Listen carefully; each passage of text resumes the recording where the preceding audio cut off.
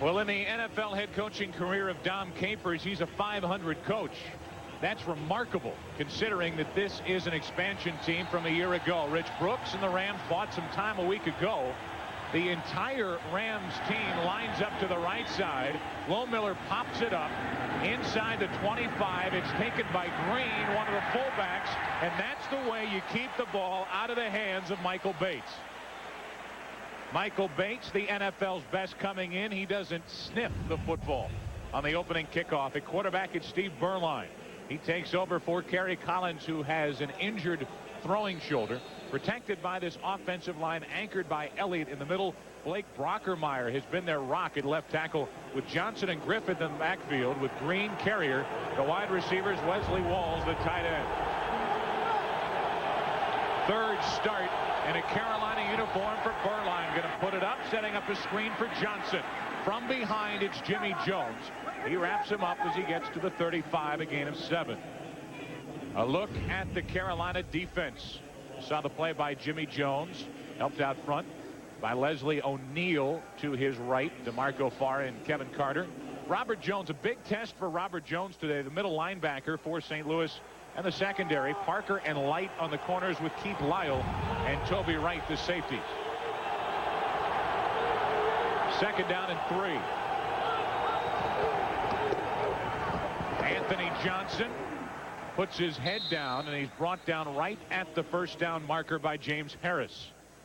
Kerry Collins on the sideline. It's been one thing after another for Kerry Collins, who cannot answer the bell here this afternoon. Well, he's not starting, Joe. He didn't practice all week long, but he is capable of playing. If something were to go wrong, he is the number 2 quarterback. Anthony Johnson got just enough for the first down. He got 3, so a first down for Carolina. 2 tight ends in the game for the Panthers. Wesley Walls in motion, and a quick throw. Tipped at the line of scrimmage. I believe it was Leslie O'Neal who got a hand on it. Incomplete, 2nd and 10.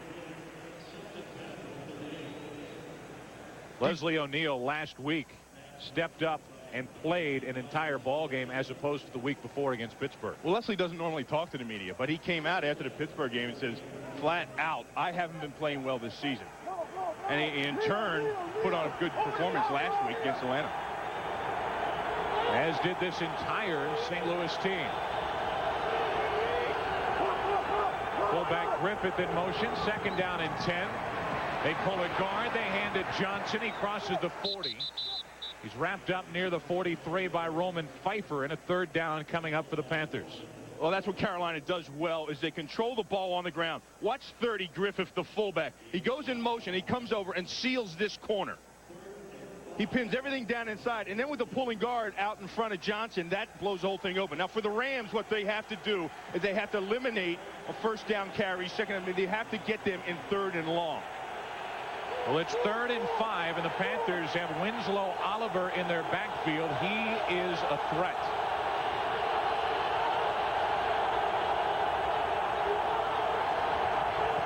Berline puts it up. Blitz was on, underthrown, and it's time for the Panthers to punt.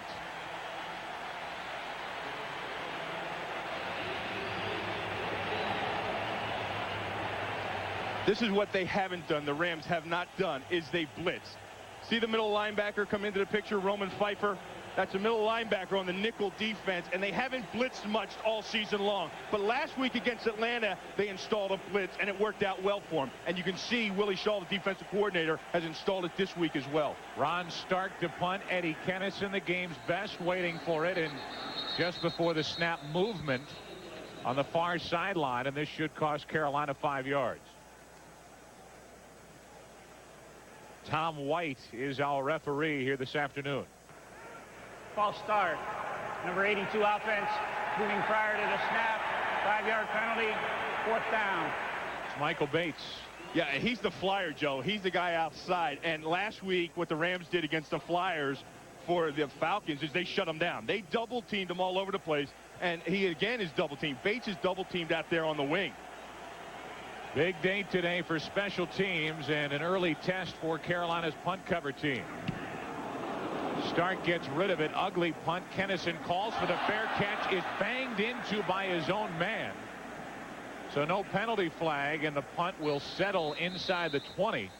And Kennison is down flat on his face after a 46-yard punt. Well, they can't afford to lose him. He's one of the guys who we talked about, one of the rookies, the young guys that have stepped up and taken this team over. He calls for the fair catch, and right there, Lincoln doesn't see him as he's blocking his man.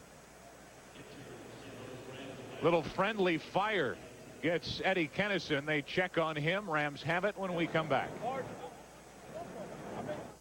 Fox NFL Sunday is brought to you by Southwest Airlines. With fares so low, you have the freedom to go places. By the new Dodge, it's about change. By the U.S. Army, be a part of the toughest, smartest Army in the world. Be all you can be. And by Taco Bell. There's nothing ordinary about it. Taco Bell. Right on cue. Couldn't finish our billboard, so they throw flags. Eddie Kennison checks right back in. There's a break. So the first play never did happen as penalty flags flew before the snap. False start. Number 79 offense. Moving prior to the snap. It's a 5-yard penalty. First down. It's Leo Goez. Evidently, Kennison just got the wind knocked out of him on that punt when Jeremy Lincoln slammed into him as Kennison was calling for the fair catch. So he's all right. And after the 5-yard penalty, 1st and 15 for the Rams. Plenty of time, and underneath it's the fullback, and you thought this might happen. A look at Tony Banks, the quarterback for St. Louis, and he is rapidly making a name for himself around the NFL. He is joined up front by Gandy, Goez, Brostek, White, and Wiegert. That first pass completion was to the tight end Ernie Conwell, with Bruce and Kennison the wide receivers. Harris is the fullback for Lawrence Phillips. 2nd down and 7 after the gain of 8 on that first throw from Banks. Airing it out at the start, Isaac Bruce caught.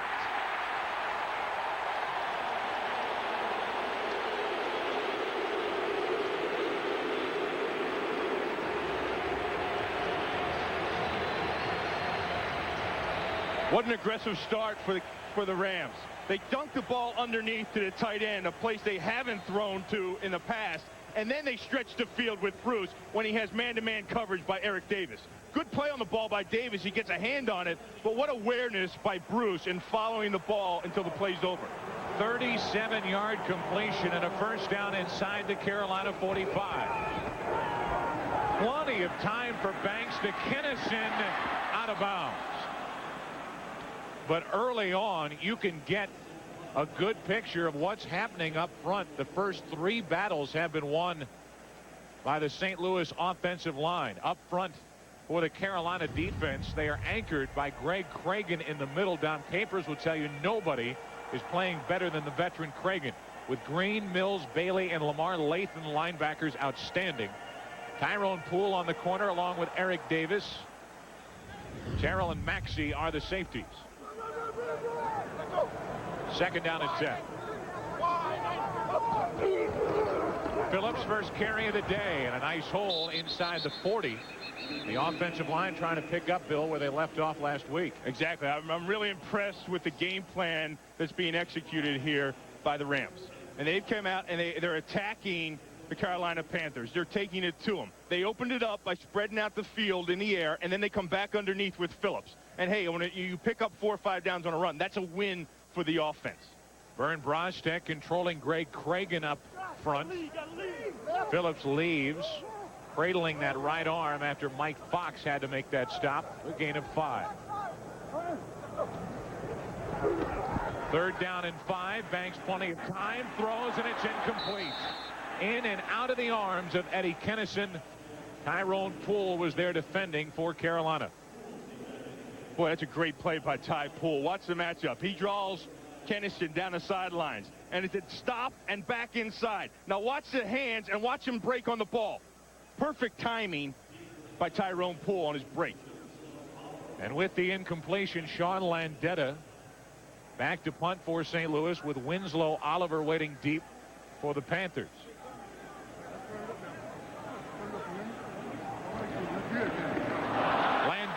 muffs it, has to cover up. The ball is near midfield, and that is where Carolina will take over. Didn't look like there was anything wrong with his snap. Landeta just missed it. I'll tell you, that could be costly to him, because as this game goes with the special teams, field position is going to come into play. Nothing wrong with the snap. Bad hands. Great field position for the Panthers. One of the things punters try to do when you're punting inside the 50, you're thinking pin it down inside the 5. But right here, Sean Landeta has to take care of first thing first, and that's handling the football. And embarrassing. And very good field position for Carolina. They take over at their own 49. And a give to Johnson. Hits the hole hard. He's wrapped up by Pfeiffer after he got 3 or 4. Anthony Johnson so far has all of Carolina's yards. Add 4 to his total. It's 2nd and 6. Lawrence Phillips, the word on Phillips, a bruised right shoulder. He's being examined, so he's got a bad left knee, a bruised right shoulder. That ought to balance out.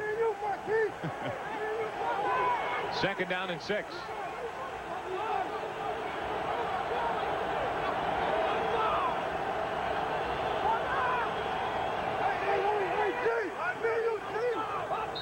And movement on the line. That's the right tackle, Norberto Garrido. With the 2 R's like that, do you get the Garrido. Yeah. I can't do it. He's a rookie 4th round pick. False start. Number 76 offense. Moving prior to the snap. It's a 5-yard penalty. 2nd down. That's actually Norberto's 3rd start. You know, they've had some troubles with the offensive line with their health, and now with the absence of Curtis Whitley, they've had to do some shuffling. And they took Brockermeyer and put him in the left tackle, and that brought in the rookie, Norberto Garrido. And Dom said, hey, the guy's an athletic guy. He's a big guy. It's just time for him to play. Anthony Johnson, big hole up the middle. He gets to the 40, has a 1st down, and he's just inside the St. Louis 40 as Keith Lyle had to come up from the free safety spot to make the tackle. Yeah, Anthony Johnson, you know, here's a guy that's been around the league 7 years, and he hasn't really succeeded until this year. This is his career high in carries. But watch the job here. Watch the tackle and the guard turn out. Skrepanak. And then it's Johnson right up the middle. I mean, this team runs the ball, and they run it well. I said they run 4 or 5 plays, and it executed well across the front. He's got 4 carries, 25 yards, and Carolina has a 1st down. Big jump by Jimmy Jones. They toss to Johnson. He's knocked down by Robert Jones. And the Panther offensive linemen are looking for the flag as Jimmy Jones got an unbelievable jump on the snap. Well, I have to be honest with you, Joe. I was looking for the flag, too. I thought for sure it was going to come out. But sometimes, you know, when you get the new quarterback in and you're running an offense, he's going on the same snap count. And Jimmy Jones knows it, although he looked like he was across before that ball was snapped. Good play, by the way, by Robert Jones. He's a key for St. Louis today. A big key. Middle linebacker has been a disappointment so far. Now everybody jumps, including the tight end Wesley Walls, and this could go either way.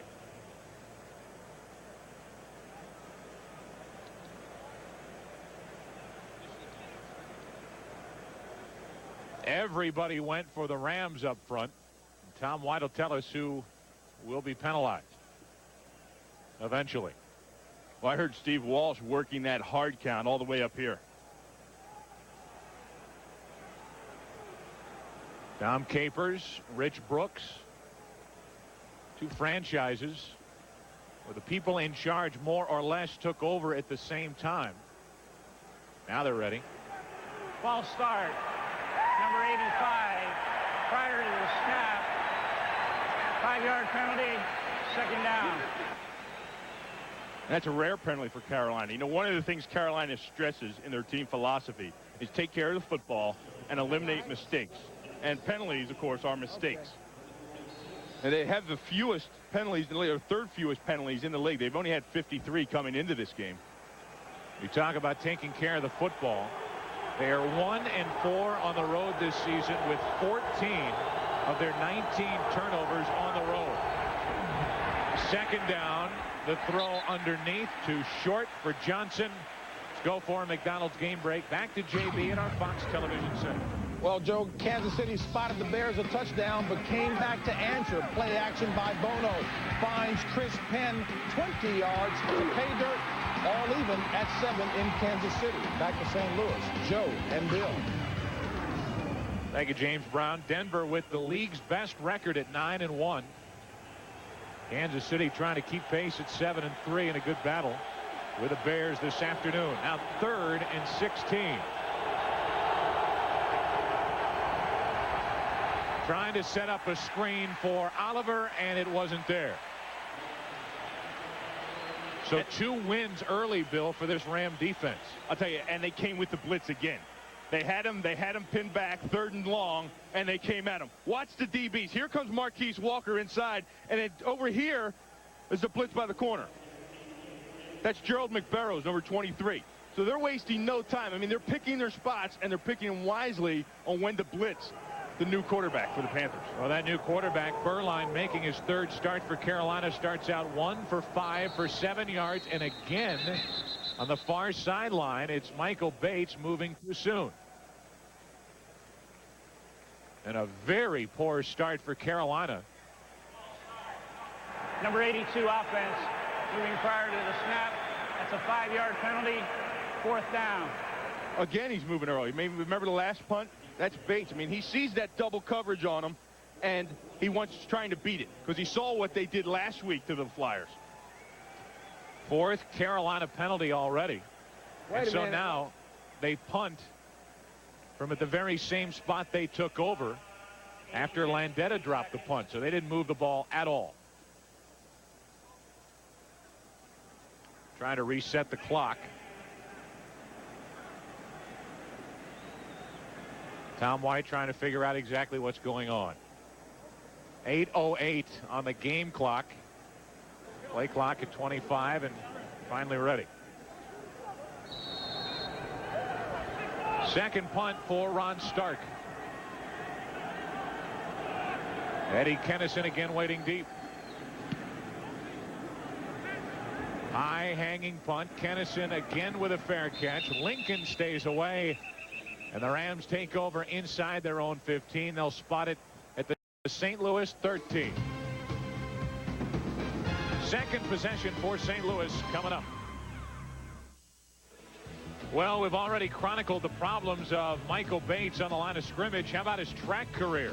Won the 200 meters bronze medal in 1992, running in lane 1. He went from 6th off the turn to 3rd down the home stretch. He has great straight ahead speed, and right now he comes in averaging just under 32 yards per kick return. He has a touchdown. It came against St. Louis earlier this season in Carolina. And moments ago, Mr. Maas. Yeah, we talked about him jumping off sides because he wants to get the jump because of these 2 guys right here. That's Skurlock and Torin Dorn, and watch the double team on him. They just won't let him go. And that's perfectly legal on punt coverage. I mean, you can take that flyer, you can jam him all the way down the field. They have to help him off the field. So the league's best kick returner is lost, at least for the moment. Meanwhile, for the Rams on first down, Fred Miller, big number 73, has reported as an eligible receiver. They run Harold Green, and Sam Mills just reintroduces himself, the former Pro Bowl running back from Cincinnati. Boy, heck of a read by Sam Mills. And this thing gets piled up over in here. Now, Sam comes from back here and scrapes. Watch him slide down the line of scrimmage and come over the top and meet Harold Green. Big play by Sam Mills. I mean, that's what Sam Mills has done so well in this league for a long time. You see the fullback, Derek Harris, miss a block. A gain of only 1, 2nd down and 9. And Banks needs a timeout. So this thing has not exactly started ablaze on either side. Well, both offenses have sputtered thus far. But I'll tell you, the Rams defense has had 2 small victories in the Carolina's first 2 possessions. And you look at Carolina, and they start so slow, and they've had the problems. They're 1-4 on the road. And the guys just aren't comfortable. They're a different team when they play at Erickson Stadium. Back to work, 2nd down and 9 after the timeout. Harris, the fullback, in motion. That's Green with a cutback. He crosses the 15, and Much better start to this drive for the Carolina defense than the last time. You know, watch Craig in 71. He's an undersized guy, 265 pounds. Now watch him take Brostick and just get upfield and see he makes Green cut back. I mean, that's one thing he could do, and that's why he's been around so long, is he can read blocks, he can identify them, and he doesn't necessarily make all the plays, but he does a great job of creating plays. 3rd down and 7. Movement on the line again, but no flag as Banks throws. The tight end Conwell has a 1st down. Now, how in the world there can be no flag on that play, I can't tell you, but Conwell, bad finger and all, makes the catch for the 1st down.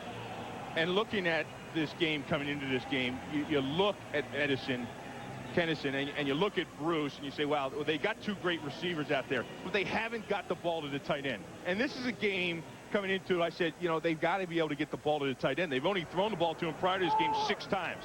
But today they came out and they opened the first play was to him. He has 2 catches, 18 yards. He just picked up 10 of them. And a St. Louis 1st down as they toss to Phillips back in the game. The cutback. And there is nothing there as Sam Mills again was there along with Pat Terrell.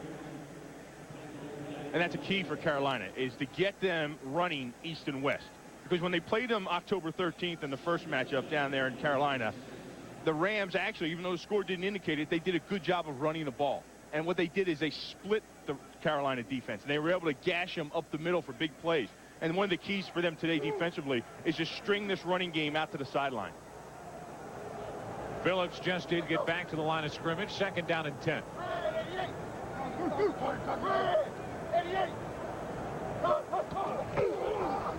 Draw play, Phillips.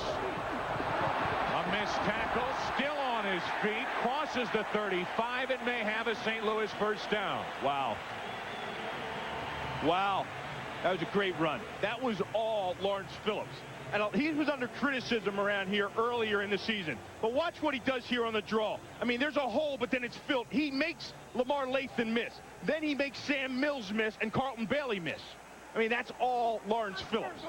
He lunged forward, got 11, got a 1st down. He has 16 yards after his first 100-yard rushing day a week ago. He gets more work, and he is upended immediately by Pat Terrell, the safety. And when you get the running game going, you know, you hear about 8 men in the box. Well, that's not somebody's lunch. That's Pat Terrell coming up here and keeping 8. And he supports the run.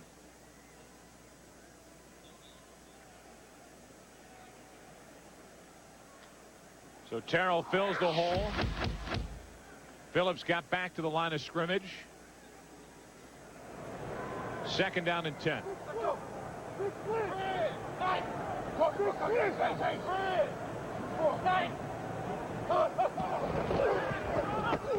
Hand off to Phillips. Another big cutback. Flags fly, and this is coming back. That's Bernd Brostick. Dave Cragen saw the backfield set and just jumped it. Watch him jump this way and watch Brostick have to drag him down. That's the quickness of Cragen, and that's why he's been around the league so long, is he's able to recognize things and just jump it and take it and not sit there and read. When he has to get matched up and tie up with a guy, that's not his strength. Number 70 offense, that penalty is declined. Holding, number 61 offense, 10-yard penalty, it's accepted, 2nd down. So Cragen, who's not a big guy in his 12th year, anchoring this very good Carolina defense, comes in 9th overall in the NFL, and they're running right at Cragen in the middle of this Carolina defense. Cragen, not a big guy, particularly, 6'3", 267. Banks hangs in, airs it out, incomplete as Isaac Bruce was well covered by Eric Davis. Took Michael Banks out a moment ago. His right knee is injured. He will not return for Carolina. So there's a big weapon on kick returns gone for the Panthers today.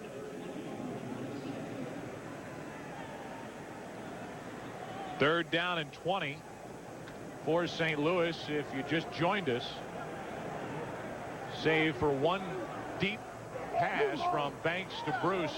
Each offense has sputtered here at the start. Banks has to step up. Plenty of room to run. Brought down from behind, short of a first down. It was Rod Smith who got him from behind. It was Terrell who laid the hit. And it's time for St. Louis to punt after a gain of 18. Well, I've told you before, I really like Banks, the young quarterback. I mean, I think a lot of teams missed him in the draft. He was drafted in the second round by the Rams, and he has all the athletic ability you need, as you saw right there. He's got the arm strength, and the kid is smart. He's got a good head on his shoulders, and he can do a lot with this offense. Getting that right hand looked at as he heads off the field. Here's another chance for Landeta. Just did get the play off. Landeta, the line drive kick to Oliver. He's dangerous from inside the 20. Big hit. Skurlock. Good coverage by Mike Skurlock downfield, and after a 38-yard punt, only a 4-yard return. Each defense stepping up here in the first quarter. No score. Well, Kerry Collins did not make the start here today. Week 2 against the Saints. Winfred Tubbs rolled up on his left knee. Remember that left knee? It was the one that took the hit from Chuck Smith a couple of weeks ago, and then last week against the Giants fell head first out of bounds and bruised his right shoulder. So it's Burline. He hands to Johnson, who gets nothing as Kevin Carter meets him in the hole, and again Robert Jones right in the middle of it for St. Louis. Yeah, and you know, you talked about Robert Jones, and actually the defense played its best defense of the year last week against Atlanta when Robert Jones was on the sideline, because you play the run and shoot, you bring out your middle linebacker, and you're playing a lot of nickel and dime, and he was out of the mix. And it's a big day for him because of the running game of Carolina and the play action pass. He checks out on 2nd down and 12. An extra defensive back in the lineup for the Rams as Burline throws off the hands of Carrier. And 3rd and long coming up. Well, Collins did not make the start. Meanwhile, Tony Banks had the back of his right hand cut on that last play. And he was getting looked at as we went to break, and they're still checking out that right hand. I think it was from that hit that Terrell came up and put on him. Now 3rd down and 12, and for the first time this crowd gets into it here in St. Louis.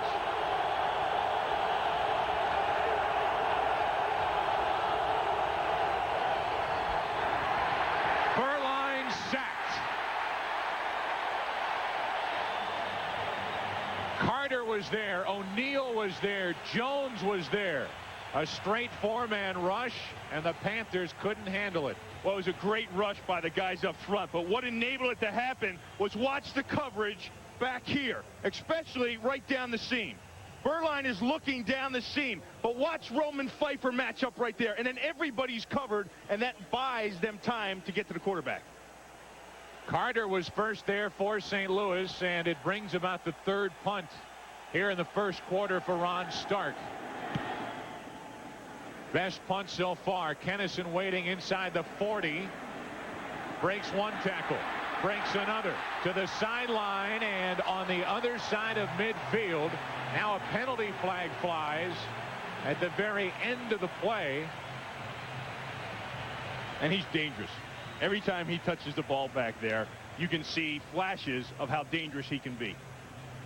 Told you about Michael Bates and his track history. The same can be said for Kennison, not an Olympic athlete, but a collegiate sprinter at LSU. Personal foul, unnecessary roughness, number 27, a late hit out of bounds. It's 15-yard penalty, first down. Already 5 penalties here in the first quarter for Carolina. Yeah, that's a lot. That's uncharacteristic of them. You see Kennison down the sideline, steps out of bounds, and then the late hit. But, you know, this is the best field position they've had so far early in the game. And for Carolina, they wanted to get out to a quick start. They said, hey, let's take the wind out of their sails. If we can jump up on them quick and bring them back down to reality, then they're not going to be able to get back into the ball game. But Carolina has not been able to do that thus far. So with the penalty, great field position, a first down at the Carolina 36.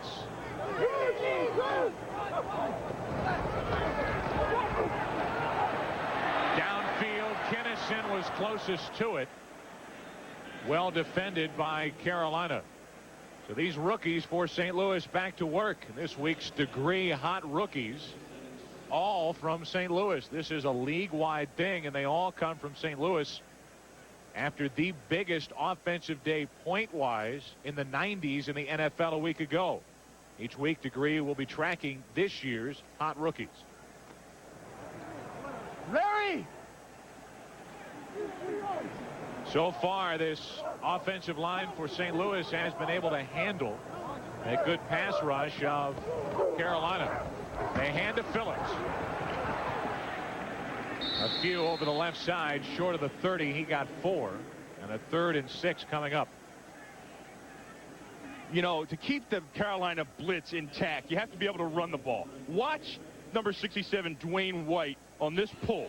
I mean, Dwayne is a load. He's like 325 pounds, and it's all from the waist down. I mean, look, he looks like he swallowed an anvil. But look at the collision there with Sam Mills. I mean, you pound that defense, and that keeps them on their toes, and it takes away the ability for them to blitz all the time. That was good for 4 and a 3rd and 6.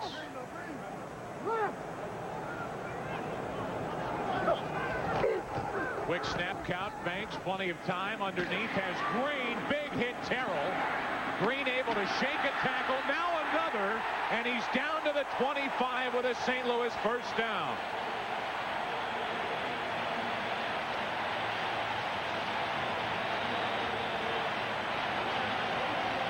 You know, last week they were looking for effort out of this group.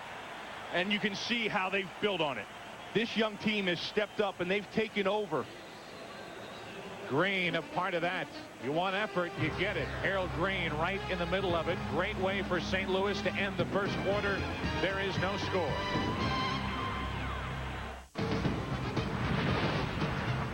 We get ready for the start of the second quarter.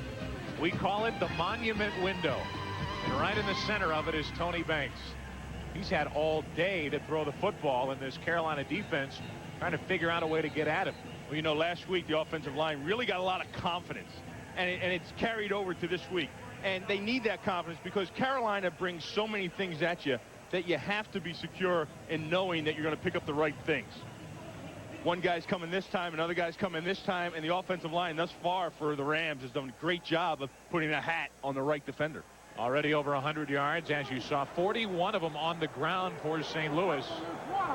Coming off the best rushing day in the NFL this season, 279 yards a week ago. Right back to it. Phillips cuts it inside the 15, where he's wrapped up with another St. Louis first down.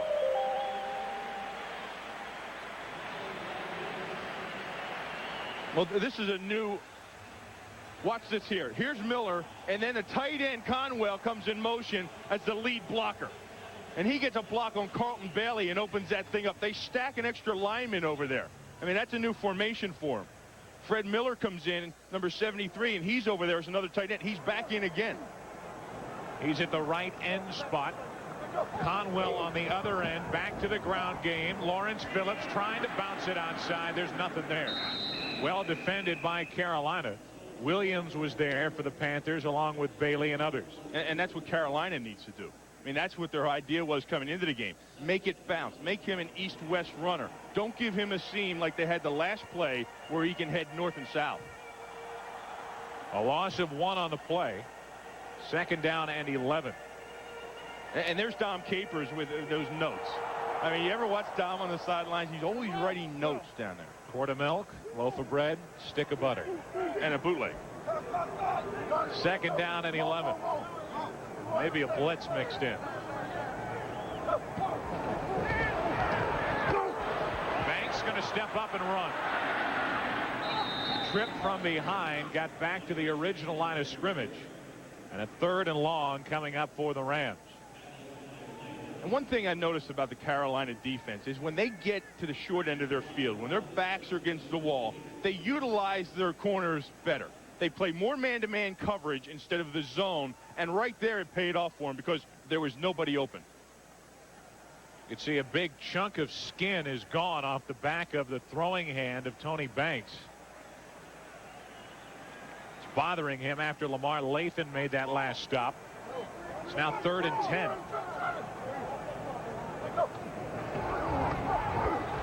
Big rush, Kevin Green, and a sack for Carolina. That's his 9th of the year and the Panthers' first of the day. Yeah, this is the decision you have to make when you play Carolina. Who do you block? Where do you put your extra man? Here they got Conwell on Kevin Green and a back, and it's just not enough. They slid the line over to Lamar Lathan's side and tried to block Kevin Green with the tight end and the wide receiver, and that's just not enough. So Kevin Green gets his 9th of the year. It's time for St. Louis to try the field goal. 41-yard try for Chip Lohmiller, who's had a very solid season. High snap, good hold. The kick is hooking and good. And we're going to have an argument. Pat Terrell and Sam Mills went racing back to the official. I was ready to call that wide. Carolina thought it was wide left. It's good. Fox NFL Sunday is brought to you by Nissan, who reminds you that life is a journey. Enjoy the ride. By Snickers. Not going anywhere for a while? Grab a Snickers. Hungry? Why wait? By 7-Eleven. Oh, thank heaven for 7-Eleven. And by Sony Big Screen TV. Rams line up strong right now. They put men in motion as the kick is ugly and out of bounds. You can try all the trickery you want, but when your kicker kicks it out of bounds, great field position for Carolina. They'll take over at their own 40. The official stands right under here, and there's one under here, and they look up as the goalpost as the ball crosses. Now you're going to see the ball, and he looks up as it crosses, and he extends with his vision the pole. And obviously it was his judgment that was inside as it crossed. The ball was kicked. First down. Officials got a mild argument from Carolina. The Rams have a 3-0 lead, and Chip Lohmiller kicked it out of bounds, so Carolina takes over at their own 40. They're still working on that hand. They say this is some of the most coarse turf in the NFL. Berline hands to Johnson in the running game. Hasn't done much for Carolina. Lyle was there along with Leslie O'Neal and Jimmy Jones. And for Carolina thus far, I mean, they haven't done anything offensively. Well, you can take a look. Every 3 possessions, they've punted. One thing they're doing is their punter is drawing ever so close to the all-time yardage record in the NFL. That's last on the list of Dom Capers' desires here this afternoon in St. Louis. Second down. Big rush. Berline airs it out. Ismail interfered with by Parker. Anthony Parker didn't turn around. Ismail could not get back to the ball. And that will be against St. Louis. Well, Anthony Parker knew he was beat right off the get-go. He's given up a step. He sees it there, and then he just gets turned around. Pass interference, number 27. Defense. That's a first down. Berline actually underthrew the ball. I mean, Ishmael had him beat on the run, and Ishmael had to stop. And then you saw Parker run right into him. A 33-yard penalty and a first down for Carolina at the Ram 26. Reverse to Ismail. Hit and dropped shy of the 20. And a second down coming up for Carolina when we come back. Right now for McDonald's Game Break. Back to JB at our Fox Television Center. Hey, Joe, Washington have been perfect, that is, 28 consecutive times in the red zone. Not this time as Trey Benson picks off Gus Garrett. Washington nursing a 3-point lead. Back to Joe and Bill. Thank you, James Brown. Washington and Philadelphia tied atop the NFC East with Dallas a game behind. Boy, all 3 of those teams, that's going to be a heck of a race right to the finish. Dallas playing Monday night against Green Bay. Fumbled handoff. Berline able to fall on it. And a 3rd and long now coming up for Carolina. We take a look at the handoff. You see some of the problems. He doesn't get a grip on the ball right from the snap, and then as he goes to put it in Johnson's hands, he's a fumble. I mean, that's some of the things you have to contend with when you have all those new running backs in and out of the game, and you have a new quarterback that steps in. A loss of 4. 3rd and 10 for Carolina. Not very good on 3rd down this season.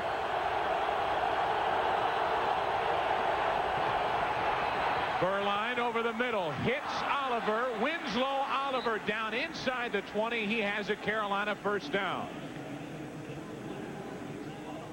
Roman Pfeiffer there to make the stop, but a broken tackle, and Oliver picks up a fresh set of downs. And Winslow Oliver is a guy that they've been getting into the game plan more and more often. I mean, he's a small guy. He's about 5'7". He looks injured right now as well, laying on the field. But when he gets the ball in his hands, he's like a Dave Meggett type. I mean, he's a real scat back. McBurrows missed the initial tackle. The effort by Oliver got a 1st down and laid him down on his back. He took a couple of steps, then said, forget it, I need help getting over to the sideline. Berline had been 0 for his last 5 before that pass underneath, which was good for 11 and a 1st down. So a 1st down just outside the St. Louis 15 as Carolina tries to answer here in St. Louis. Winslow Oliver up and limping around after that 11-yard gain. Meanwhile, Wesley Walls has yet to touch the football. Yeah, and he's been open several times, but the problem is the offensive line hasn't given him time to finish his route. I mean, if Berline's under pressure before he really gets open.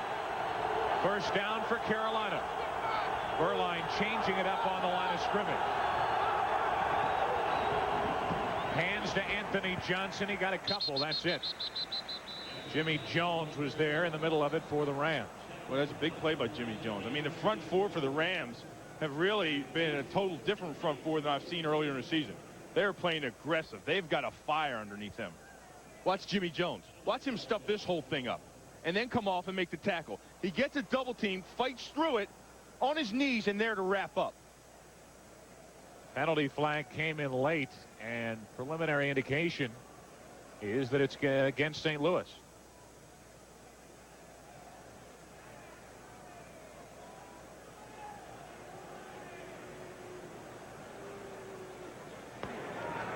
Illegal use of the hands to the head.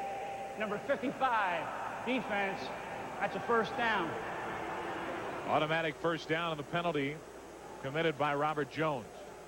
Yeah, well, what happened there, Matt Elliott got into him, and he took his hands and put it right up into his helmet and actually jacked his helmet off Matt Elliott's head. So a 1st and goal from the 8. St. Louis came away with a field goal on their last drive. Now Carolina trying to go one better.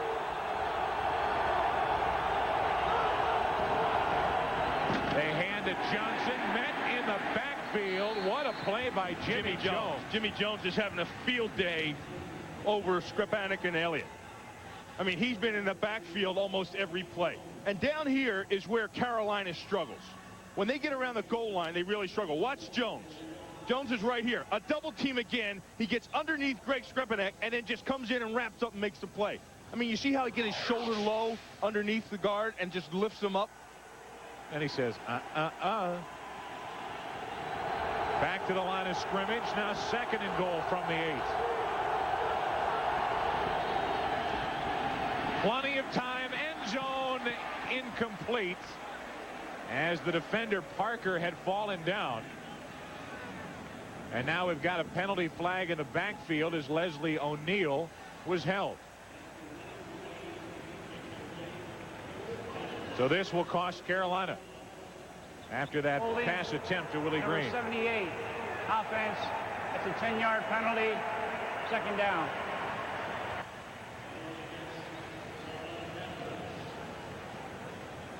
Well, that was Brockermeyer, and that was O'Neal playing across And the penalty moves the ball all the way back outside the 15, 2nd and goal from the 19-yard line. And Joe, actually, that's the first time Berline's had time to pass. They have to hold to give Berline time to pass. 6 Carolina penalties here in the first half.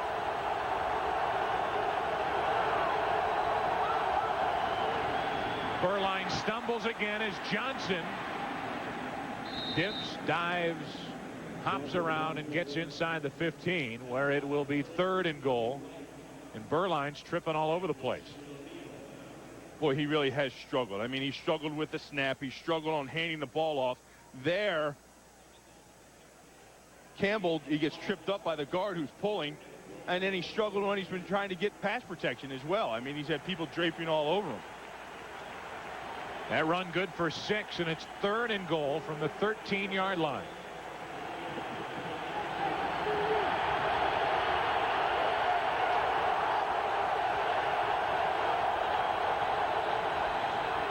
Big rush and another sack. It's Jimmy Jones. What a first half.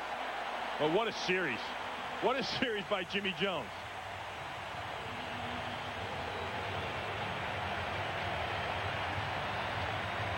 Here's Jimmy. Watch the rush. Watch the move he puts on Campbell. He gets him pried open, then just splits him again. You see how he gets skinny on the double team when the bodies get tight? He turns his shoulder and gets skinny and is able to slip through there. Initial pressure from Carter, who has a sack. That's the first of the day for Jones. Now Casey tries the field goal. Good from 38. No penalty flags. And this game is tied. So from 1st and goal to the field goal. And you have to credit one guy in particular, him, Jimmy Jones. Good work for St. Louis.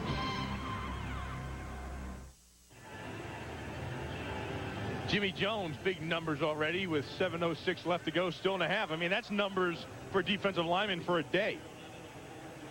He's done that in a quarter and a half. Shades of his days with Dallas. And now Casey ready to kick it back to St. Louis. Kennison waiting deep, along with J.T. Thomas.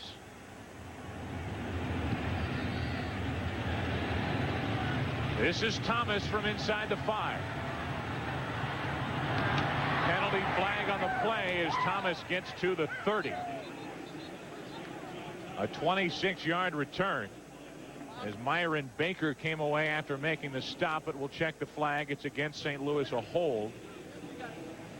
So they will not start at their own 30. Holding number 52 during the return. It's a 10-yard penalty, 1st down. That's Pascal Davis, guilty of the hold. Well, next week it's a first-time meeting between the Houston Oilers. They're 6-4, and the Carolina Panthers 6-4 right now. Panthers trying to become the first expansion team to make the playoffs in only their 2nd season. A return for Lamar Lathan back to Houston, the team that drafted him out of the University of Houston. Well, I think the key for the Panthers, Joe, is correct this road problem. I mean, you see them playing today, they are flat. And a lot of their games the rest of the season are on the road. 6-4 overall, 1-4 on the road. Quick pass to Isaac Bruce. He has it at the St. Louis 25. His 2nd catch of the day. And a completion from Tony Banks. We'll keep an eye on that injured right hand of Banks. That was good for 7, 2nd down and 3.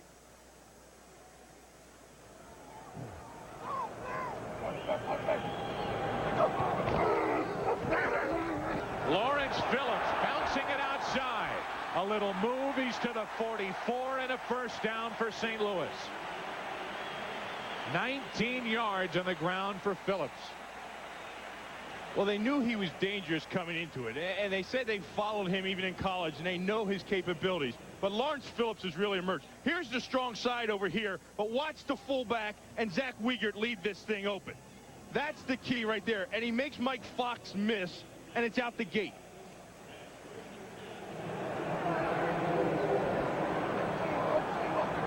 Good for 19, a 1st down. Phillips tries the left side. He got 1. Gerald Williams was there to make the stop for Carolina. Phillips already 9 carries, 51 yards. You know, and Carolina is really, I mean, they have to take the blitz away from him by running the ball. I mean, the tackles are getting there. The first guy's tackling him, as you can see. But for Phillips, it's been downfield. It's been after 3 and 4 yards. I mean, he got 1 yard on that carry, but heck, you'll take that after you get 11 yards on the last carry. 2nd down and 9.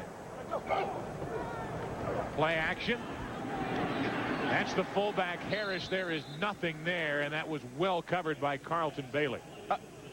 I'll tell you what's done well is Brooks's game plan. I mean, he has done a great job today of implementing the tight end Conwell and getting more Derek Harris the ball, the fullback. I mean, he's spreading the ball around to everybody. This is an offense that only had Bruce and Kennison until Phillips emerged last week. And now they're getting in everybody the ball. And it's really kept Carolina in check. 3rd and long here for the Rams. 3rd down and 7. Blitz coming. Rams pick it up. Banks to the sideline. The receiver fell down, and it's intercepted by Toy Cook. Isaac Bruce fell down, and Banks throws his 10th interception of the season as Cook comes away with his 2nd, and the first turnover of the day belongs to Banks in St. Louis. Well, what that was the veteran outfoxing the rookie. Although Bruce fell down, watch Toy Cook 41. They use him well. He's a veteran that's been around in his 10th year, but he just sits there and waits just about 2 or 3 steps behind and makes his break on the ball as it's thrown. With the interception, outstanding field position at their own 48. The Panthers start 1st and 10. Walls in motion. The handoff to Johnson. Not much. Got a couple over the middle. Pfeiffer was there for St. Louis. In the middle of that Rams defense is stout. Make an interception, go get on the phone.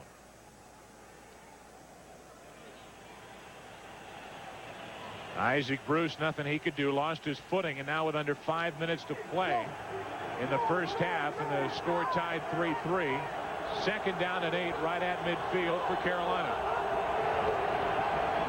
Quick throw, complete. Caught inside the 45, and the lunge forward just enough for a 1st down. It's the Rocket again. They've been mixing him more and more into this Panther offense. Well, Rocket, I mean, they respect his speed. They respect what he can do. And Todd Light gave him a big cushion right there as they lined up. And, you know, Berline, when you're in the game, when you're the quarterback, and you're trying to get this team going, just take what they give you. And they gave him the underneath. They gave him that cushion, and Berline got the ball to him. Good for 9 and a 1st down. Quick throw. Picked off. Todd Light stepped in front of Ismail, and the Rams take it right back. Big play by Todd Light. 4th interception of the year, and he sat there and he gave him the cushion again. Pre-snap read was he gave him the cushion. Then before the ball was snapped, he came up and closed on the ball. Same route, same play. Todd Light makes the interception. Rams take it back. We're tied at 3. Well, each team today with a turnover, each quarterback has thrown an interception. When you win that turnover war, this is pretty consistent through the league, but for St. Louis, they're 3-0 when they win the battle. Carolina 5-0, 9-0 in their franchise history, and Berline throws his 2nd pick of the year, and the Rams take it right back. And at this point in the takeaway giveaway, both teams are even in this game. From inside their own 40, St. Louis starts with it, a 3-3 game with 3:18 to play here in the first half. Banks over the middle, the tight end Conwell. Terrell there to lay the hit, but much too late. And boy, I told you, they were getting the tight end involved. They need him to stretch the seam, and that's exactly what he does. Watch him get behind Sam Mills. And he just gets behind him and underneath the safety. And when you have a tight end that'll get in that zone, in that little pocket, and catch the ball knowing he's going to take a hit by the safety, your offense can do a lot. Well, Conwell came in with 6 catches for the season. He has 3 today for 44 yards. Blitz coming. Cragen got loose. Banks airs it out, and a penalty flag is thrown as Ty Poole was working on Eddie Kennison.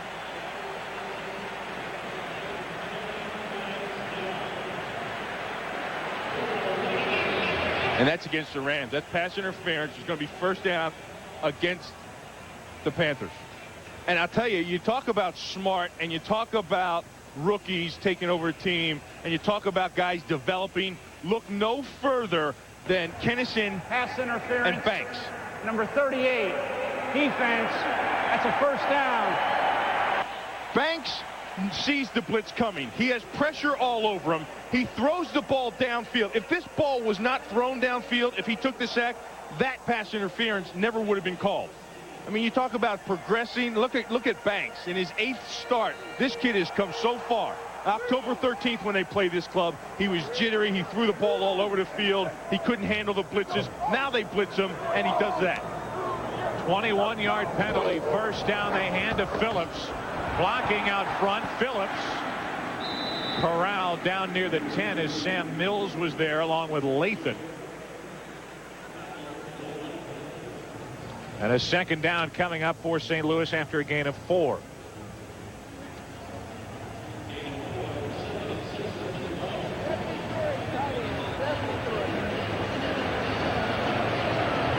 We are coming down to the 2-minute warning, and St. Louis is content to let that happen before they snap the ball. On second down and 6, they're moving in to try to take a lead before half. Our Aflac trivia question: as Isaac Bruce approaches 1,000 yards for the 2nd straight year, can you name the 2 other Rams who have gained 1,000 yards in back-to-back seasons? Again, our Aflac trivia question: as Isaac Bruce approaches 1,000 yards for the 2nd straight year, can you name the 2 other Rams who have gained 1,000 yards in back-to-back seasons? Tom Fears, 49 and 50, and Henry Ellard, still ticking, did it 4 straight seasons, 88 to 91. It's our Aflac trivia. Now second down and 6. Ball resting at the Carolina 12. 2 minutes left, first half. Blitz coming. Blitz picked up, and the flash. Phillips, side of the field, wide open. Touchdown.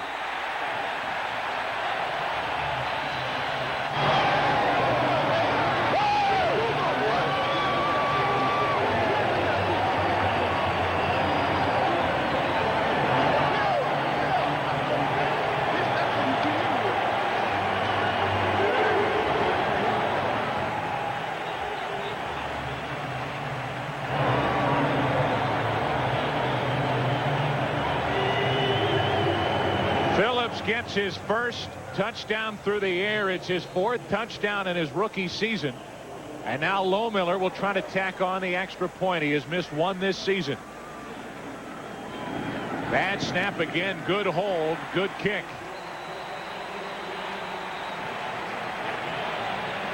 Watch the all-out blitz by Carolina. And then watch the poise and control of number 12, Banks. He sees the blitz, and he goes to his outlet pat. Right out into the flat to Phillips. And Phillips just takes it in, barrels over people. I mean, both these 2 young rookies, along with Kennison, have really emerged. Really, when you think about it, Isaac Bruce, who seems like the grizzled veteran, is only in his 3rd year. A very young offense. Conwell has had a big first half.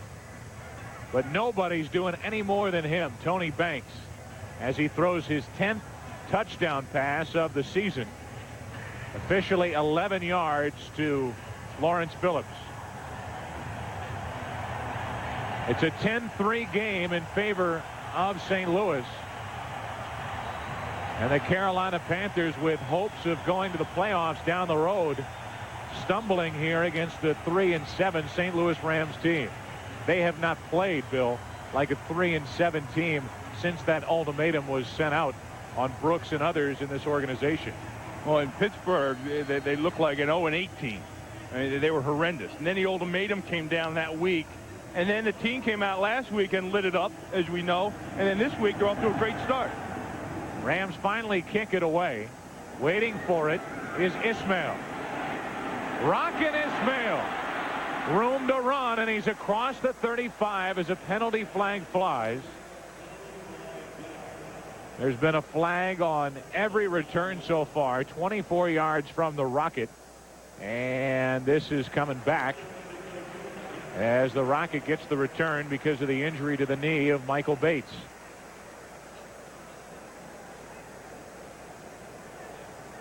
Carolina will take over down by 7. Number 56 during the return. That's a 10-yard penalty. First down. Carolina a lot of ground to cover. They have 3 timeouts. Tuesday, get ready for rush hour because the world broadcast premiere of the Runaway Hit Speed is coming to Fox. Tuesday night movie. The action begins at 8 Eastern, 7 Central right here on Fox. Parental discretion is advised. And we got some speed out here. A lot of speed. Winslow Oliver, by the way, hurt his ankle 2 possessions ago. His return is doubtful. Berline over the middle, hit as he throws, and it's incomplete off the hands of Carrier. Well defensed by Marquise Walker. And Berline had all kinds of pressure around him. He had Leslie O'Neal coming from behind him. He had DeMarco Farr right up in his face. Jimmy Jones was back there as well. I mean, that was that they only rushed 4 guys. When you can get there to the quarterback rushing 4, it's a big advantage for your defense. Now you're dropping 7 guys back into coverage. Terrible first half for Berline. 3 out of 10 for only 27 yards and an interception. 2nd and 10. Big rush. Penalty flag on the play. Berline has nowhere to throw it. Brought down by O'Neal.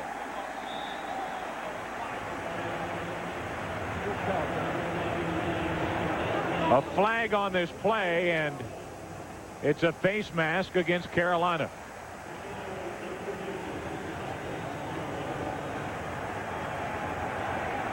What do you got? Now you got Hasty. Watch Wesley Walls. I mean, he gets down the seam, and he's wide open.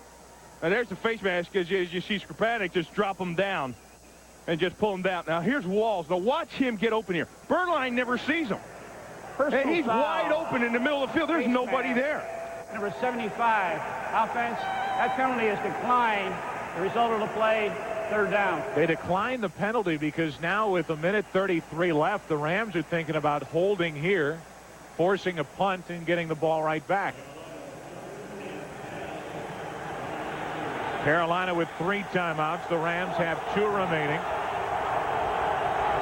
It was ruled a sack for O'Neal, his 5th of the season, 3rd of the day for the Rams.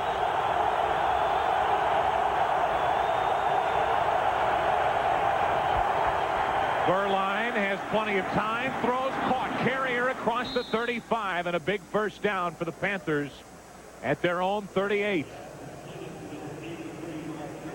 Keith Lyle was there late for St. Louis. Coming up on the Dockers Khakis halftime report, JB and Terry will bring you scores and highlights from today's NFL action. Also, don't miss Fox NFL Sunday's Choice Cuts, featuring last week's best plays in the NFL. All that and more coming up on the Dockers Khaki halftime report. First catch of the afternoon for Carrier, good for 21, and a first down for the Panthers. Down by 7. Berline pump fake, hit, dropped the football, and it's recovered by St. Louis. Chuck Osborne. Osborne made the hit. O'Neal comes away with a football, and the Rams have it inside the Carolina 30.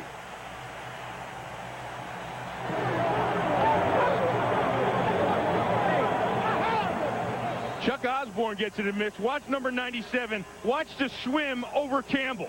He swims, he gets low, and just closes on the quarterback. That's a heck of a pass rush by the backup defensive tackle, Chuck Osborne. This ball hopped right into the waiting arms of Leslie O'Neal. So the second turnover of the first half. And Joe, I hate to inform you this, but you know what Osborne is? He's a rookie as well. First down for St. Louis. Pump fake to the sideline. What a catch. What a throw. Catch for Harold Green.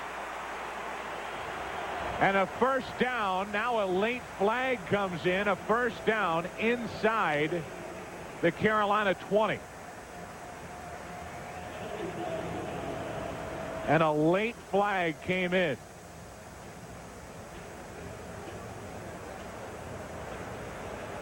Talk about a perfect throw and an even better catch. Let's get the call first. There's no infraction on the play. Number 30 had stepped out of bounds, come back, and the first one to touch the ball without reestablishing the field of play. The result of that play is an incomplete pass, second down. Show it to you anyway. Here's Harold Green. He comes out and down the sidelines. Now, he must have put his foot out of bounds to someplace, but the throw by Banks behind right there, Lamar Lathan, was just unbelievable. Actually, both feet were out of bounds when that ball was caught. And a second down and 10 is the result. Quick throw to Bruce, and right there is Toy Cook. What a play from Cook, who already has an interception here in this half. Well, Toy's a veteran guy. He's been around, and he understands his role. I was talking to him just this morning, and he knows that they have two good cornerbacks on that team. Eric Davis, and then the first-round draft choice last year, Ty Poole. I mean, both those guys are quality players, and he in his 10th year, he accepts his role. He knows he's going to be a spot player, but he's ready at all times. He's a smart guy who studies the offenses. Now third down and 10 at the Carolina 27. Roll out right. Banks fires behind J.T. Thomas. And Lohmiller will come on to try the field goal.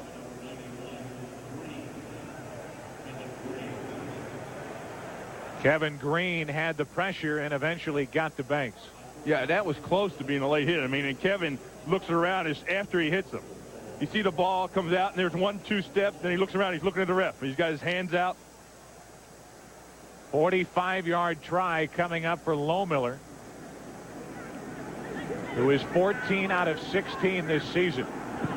Good snap, good hold. He pulls another, and this one is definitely no good. Third miss of the season for the former Pro Bowler from Washington. Officially a 44-yard try, no good. Carolina down by 7. First play of the drive. Panthers hand off to Anthony Johnson, and he's across midfield into St. Louis territory. And a timeout is called for by Carolina. That is their first timeout taken this half.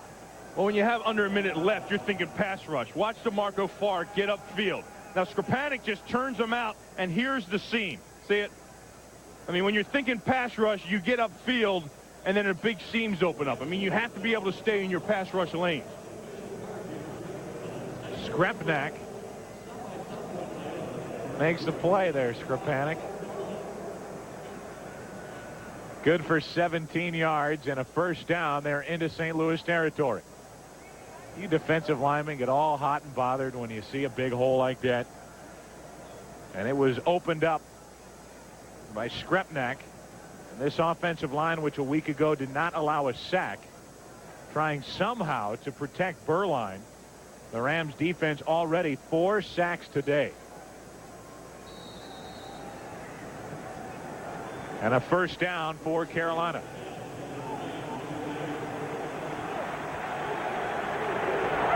.53 seconds left in the half.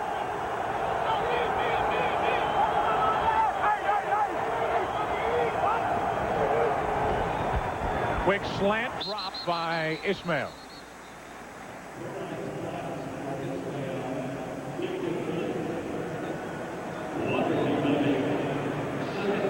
Carolina has struggled offensively, not even 80 yards total here in the first half. And, you know, you would think, well, it's because Collins is out. But that's not the case. I mean, they haven't played well in any aspect of team play. But on offense, they haven't played well because the offensive line hasn't fought time. They haven't blocked in the run game, and they haven't fought Berline time in the passing game. Second down and 10. 50 seconds to play in the first half. Berline gets pressure and throws underneath Wesley Walls. Todd Light was there, and it's got to be frustrating for Berline not to have time to get the ball downfield, and in particular to Wesley Walls. Yeah, to go back to what I was saying, it's not Berline. I mean, the offensive line isn't buying him time. Watch Jimmy Jones get the push and close the pocket. Berline sees it closing in on him, and he's been sacked. He says, I'm getting out of here. Now he has to scramble, and he's looking for somebody to dump the ball off to, and when you're running like that, he has a bad throw.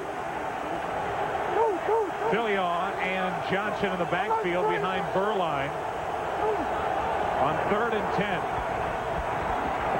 Has time, throws, incomplete, and it's Roman Pfeiffer with a play in front of Wesley Walls.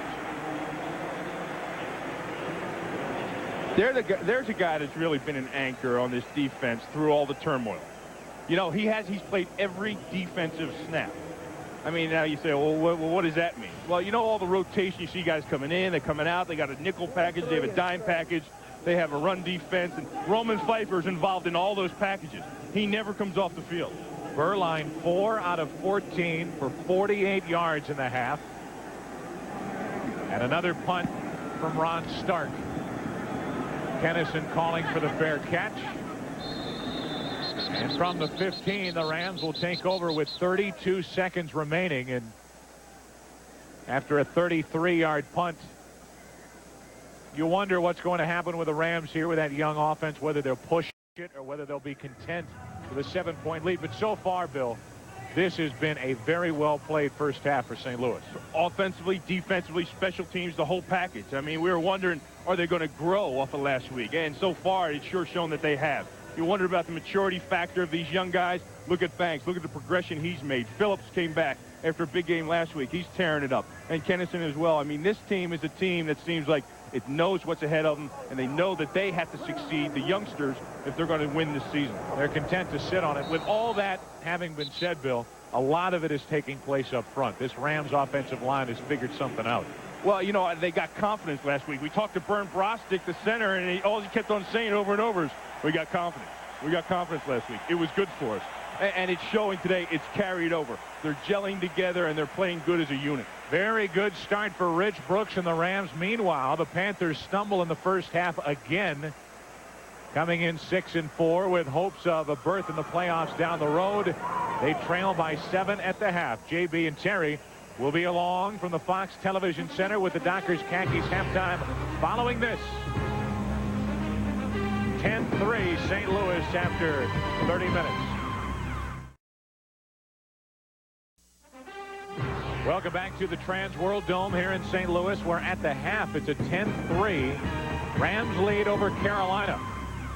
And welcome to our little spot here at the Trans World Dome. Joe Buck and Bill Maas. And Bill, really all things considered, a very good first half for St. Louis. Their offense doesn't stumble like it did earlier in the year, and the defense has taken over here. The defense has played great, and to play against the Carolina Panthers, what you have to do is you have to shut down their running attack, because that's where everything's based from. They get a good running game going, then they're able to create 3rd and short and dink the ball around. But the front four for the Rams has played great thus far, especially number 98, defensive tackle Jimmy Jones.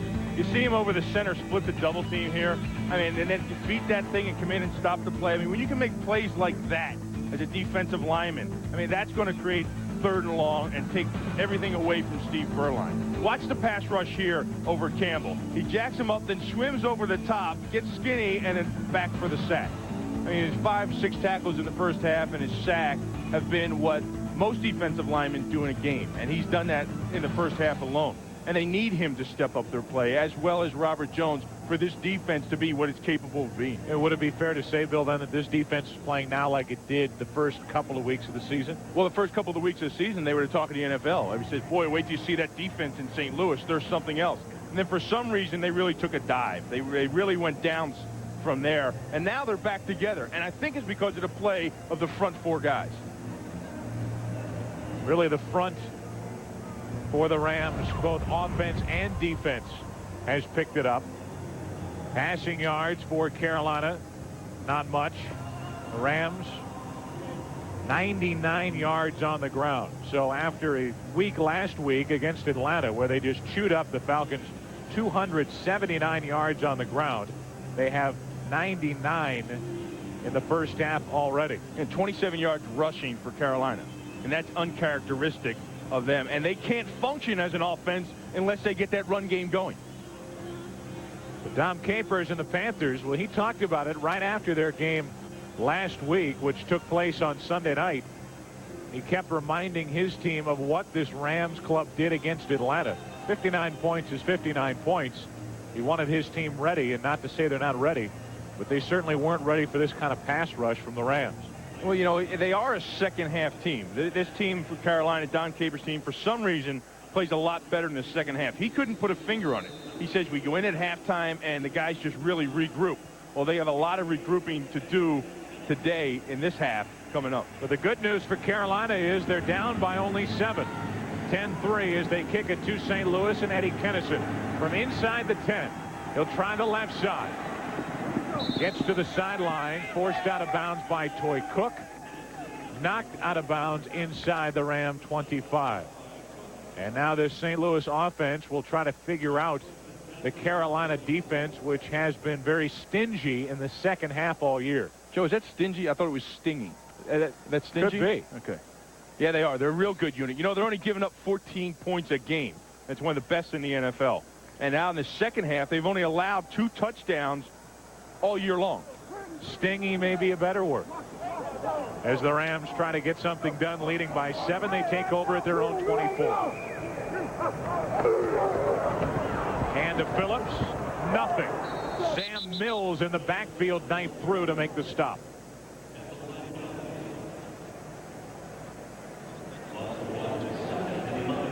And Carolina, you know, this is what they have to do. They go in at halftime, they make their adjustments.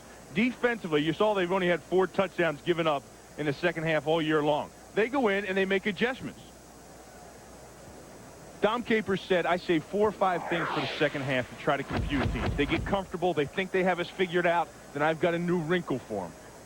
Lawrence Phillips came limping off after that play, a loss of 1. Harold Green in the backfield for the Rams on 2nd down and 11. The throw across the middle off the hands of Isaac Bruce. Well defended by Pat Terrell and Tyrone Poole. Ball was thrown. The ball was right there. It was a nice throw by Banks. It was right on it, right on the fingertips of Bruce. But the incompletion, and now 3rd and 11. Yeah, a lot of times when you got the guy draping on you right behind you, and then you see Pat Terrell come into the picture and know you're going to get whacked in there. Believe me, it's a big difference in catching the ball. Banks 0 for his last 4. 3rd down and 11.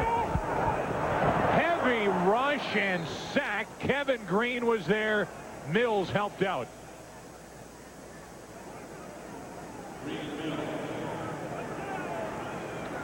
Remember what I was telling you about earlier? Watch. They got Conwell trying to block Green, and he just gets up and outside of him. Good job of keeping his balance. And you look at the 2 pass rushers and you say, well, who do we block? So they slide the line to the left to get Lathan, and then it leaves you with a back or a tight end over there on Green. And like I said earlier, it's just not enough.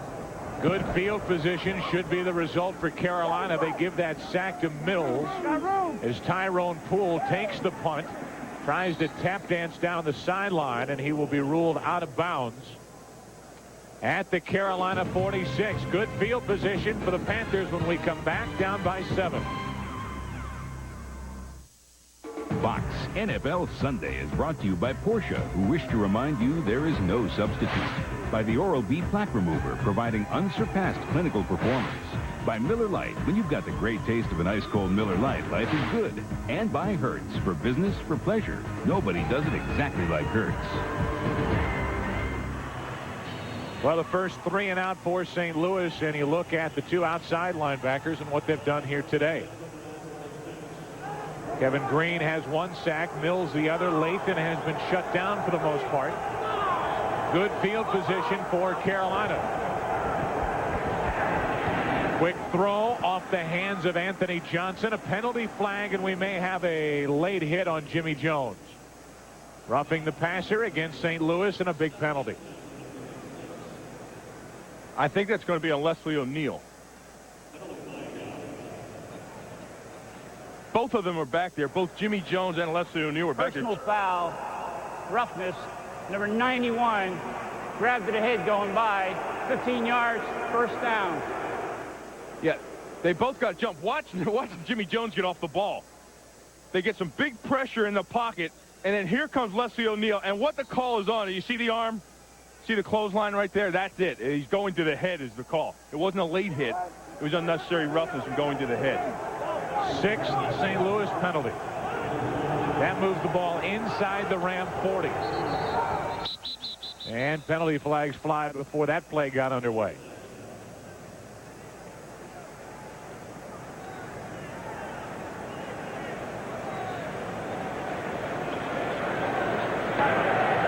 False start. Number 75 offense moving prior to the snap. It's a 5-yard penalty.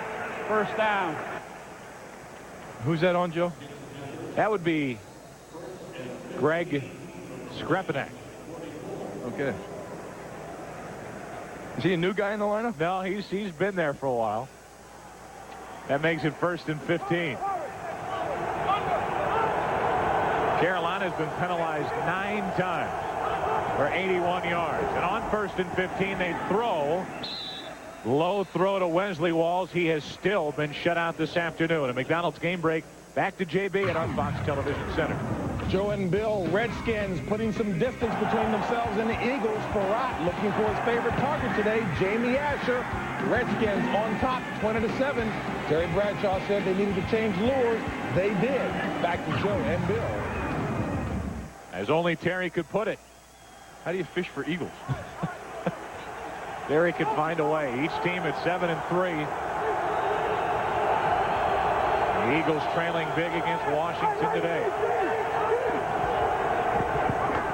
2nd and 15. It's Johnson inside the 40, but a 3rd and long coming up as DeMarco Farr was in on the stop. On that play prior to our McDonald's game break, you pointed out to me that Robert Jones was in on the play defending against Wesley Walls. Jones has had a pretty good game. He's been very productive. I mean, I'm not sure what his numbers are, but what they needed out of the middle linebackers today for the Rams, he has gotten done for him. He's been there on the run support and has been able to get to the tight end in coverage. Now 3rd and 8. Walls in motion. Berline stumbles yet again, trying to set up a screen. He gets rid of it wide open. Carrier. And we'll see where they mark the football.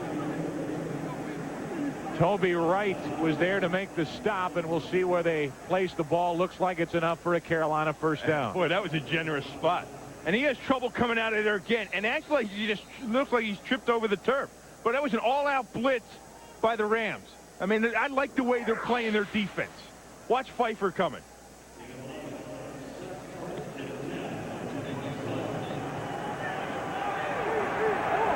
That's at least the 3rd time Berline has had a tough time with his footwork. Getting back into a position to throw. The completion was for 9 yards and a first down. Now out of the backfield, the former Ram, it's Griffin. Breaking tackles down near the 20.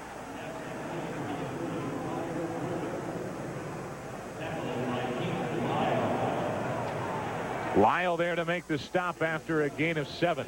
And everything Carolina seems to be doing today is just a little bit out of sync. From the snap of the ball to all the guys' assignments offensively. Just seem to be just a hair out of line, and it's creating some indecision and inconsistency in everything they're doing. Down by 7. 2nd down and 3. From the St. Louis 20, they hand to Johnson. Met, hit, and dropped. That's Robert Jones. And they're getting a good effort from him this afternoon. Well, we talked about Robert Jones, and this is one of the keys. Here he is here. Watch him on the field. Watch him step aside, see the hole open up, and close on it. And that's the kind of play you want out of your middle linebacker. Nice wrap-up. Somebody lit a fire under Jones, who in that big day for Bettis against Pittsburgh did not make a tackle. 3rd and 2. Quick throw, caught. First down, out of bounds near the 10. It's Willie Green as Lyle made the stop, but the Panthers moving in, looking for the tie. And you have to wrap up. I mean, if you're going to give them this thing underneath, They get the ball to him. You have to wrap up. Anthony Parker closes, gets a hand on him, but you've got to bring the guy down. You have to limit that short pass to what it is, a short pass. Don't give him yards after the catch, especially in the red zone. Forced out of bounds at the 9. First and goal, Carolina.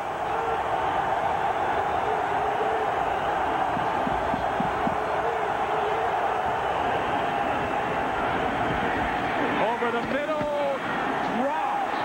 Lyle with the hit, and Walls could not hang on. Ooh. Ooh, ooh. That was a crack. And you know what? I'm just glad to see Wesley Walls get up. He was looking at the ball coming into his head, never saw Keith Lyle, and Lyle was on a dead run. Walls thinking he may have come down with the ball, with his 2 feet, and now the officials are going to get together, and that call may be overruled. That was a stinging. He appeared to have it for a split second. I don't know whether or not it was long enough is probably what they're talking about. Just listen to this crack from Lyle.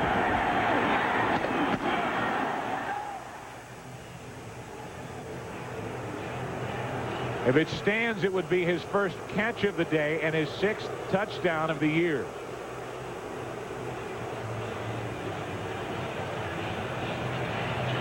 The officials getting together. I mean, it's either one way or the other.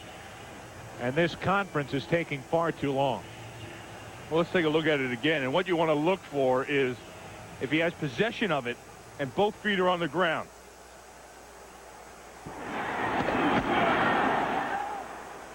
That was too fast to really call. You saw the catch. He had it for a split second.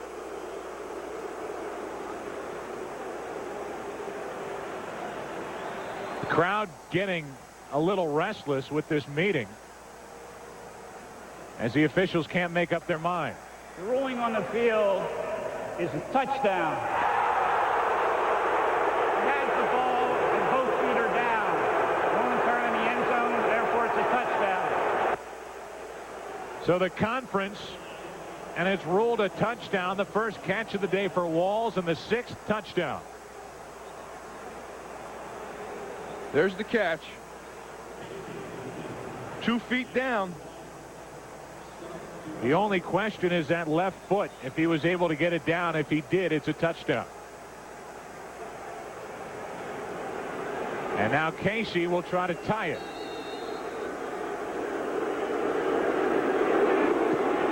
Tied at 10. Was it or was it not? You make the call. Good call.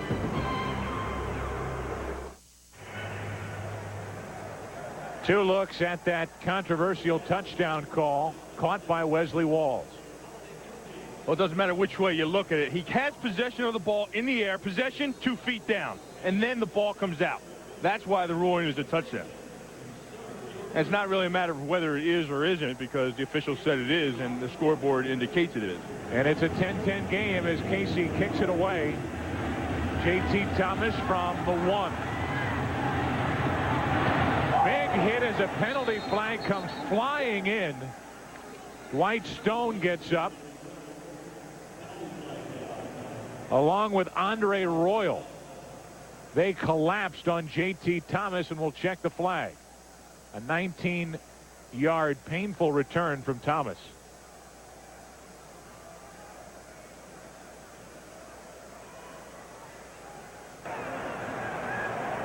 Holding, number 81. During the return, it's a 10-yard penalty, first down. Hayward Clay guilty, and the Rams start with it at their own 10. First down, they hand to Green. Lawrence still banged up. Phillips is out and on the sideline. And Green got a couple over the left side.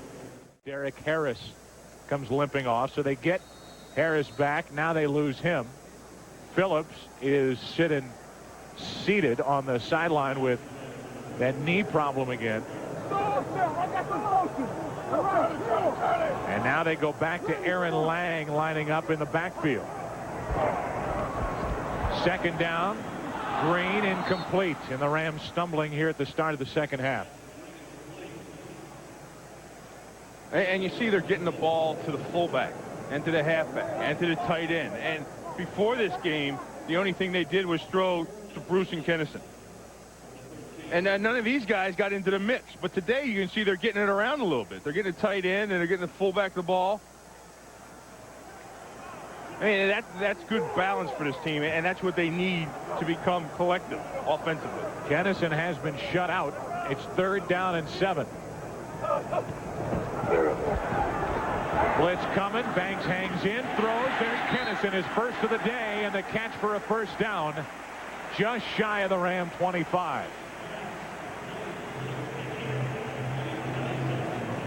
A 12-yard completion from number 12 for a Ram first down.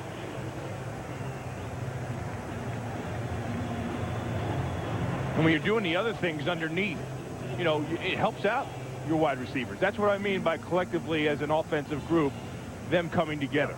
I mean, when you can do the other things, it's going to do nothing but help your wide receivers out and everybody as a whole. First down for St. Louis near their own 25. To the sideline, off the hand of Kennison and nearly picked off by Davis. You know, one of the things, Joe, that Carolina does, and, you know, they don't start off real strong, as we know, but in the second half, what helps them out defensively is they have so many formations and so many ways of coming at you. Dom Capers' defense is one that it looks like a 3-4, but sometimes it's a 4-3, sometimes it's a 5-2. You have all different guys coming at you. The pressure is always on the offense. And as the game progresses, you wear down. It becomes a struggle to mentally pick up the right guys. Banks one for his last 7. Keep it on the ground. It's Green breaking free in the secondary. Hammered and dropped right at the first down marker. Ouch. I mean, Pat Terrell has been coming up laying the lick on people all day, but he gets laid on here. Dwayne White just levels him. He's on his back, and then here comes Green over top of him. Watch Dwayne White here pick up the blitz. I mean, he just flattens Pat Terrell. Then White comes off and gets Sam Mills, too. I mean, that's a great job by the road grader. It was good for 9 yards. The Carolina player is down, and that's Terrell, I believe. And Pat came running up there on a blitz, and he comes running up there full speed trying to shoot the gap. And then here comes 325 at you. So Terrell is down for the count. Panthers training staff checking on him. Rams training staff checking on Harris. We're tied at 10.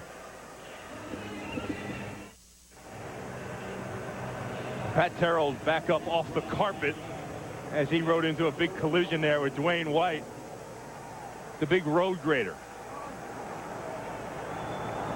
Aaron Lang back in the backfield, 3rd and 1.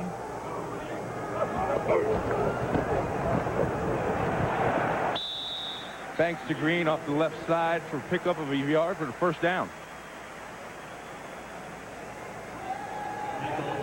Mike Fox on the tackle.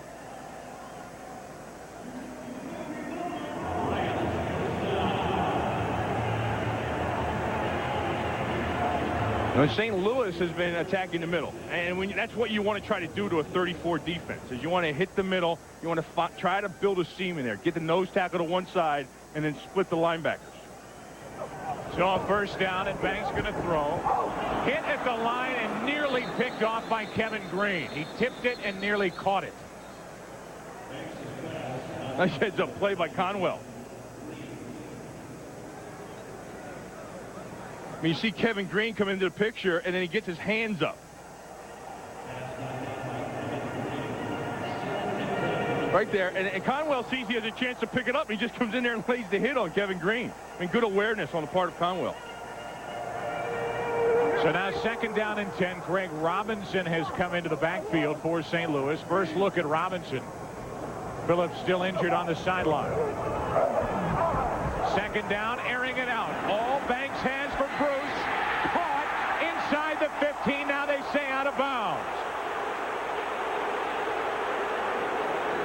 Boy, I'll tell you, that's going to be overruled. It looked good from up here, but now the officials will get together and talk it over yet again. Great protection up front by the offensive line. And then Bruce just gets behind everybody. There's the catch. One, out of bounds. You look for the possession, and then you watch the 2 feet, and his left foot hits the white paint. 1 foot. The second foot was out. Complete pass. His second foot hit on the sideline. Incomplete. Crowd's not going to like it, but the proper call is made. Watch for possession, then watch his feet. There's possession. There's 1 foot, and the second one hit the paint.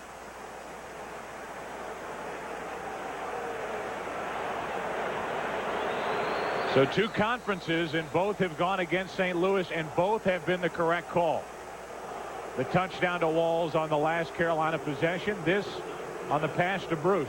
And St. Louis needs to just keep chopping wood, so to say. I mean, yeah, they've had some bad calls, but they can't let it bother them. This is where the maturity thing is going to come into play. Now 3rd down and 10. Blitz coming. Rams pick it up. Banks, it's tipped at the line and incomplete. Sean King. First chance we've had to say King's name. He came in, got in the face of Banks, and knocked it back at the rookie quarterback. Watch the zone blitz. Here come the safeties, and then Sam Mills drops back into coverage. But everybody gets a hat on everybody up front, and King just jumped up in the air. You know, he was a high school high jumper. He high jumped 6'9" or something. I doubted it, Joe. When I saw it, I read it. I said, you got to be kidding me. Showed flashes of it there.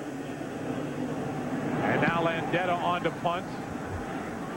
Poole waiting deep from inside the 25. Brought down from behind. One of the extra linebackers, Pascal Davis, made the stop. A 40-yard punt, 7-yard return. We're tied at 10, and the Panthers have the ball back. Well, this is the real fun part of the NFL season when we start to talk about playoff possibilities. And a big week next week in the NFC West. The NFC West race right now, 7-3, San Francisco out in front by a game over Carolina. Carolina and Berline dismantled San Francisco earlier this season. You look at the remaining games for each side. Good matchups next week with Houston and Carolina.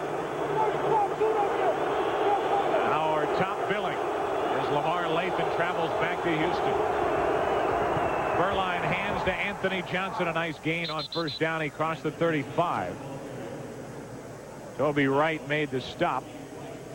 Johnson got 5. 2nd down and 5 coming up. You know, we talked about Carolina's offense, Joe, and we said it doesn't matter. They're going to run the same running plays no matter who's a quarterback, and the same passing plays, and their defense is going to keep them in the game.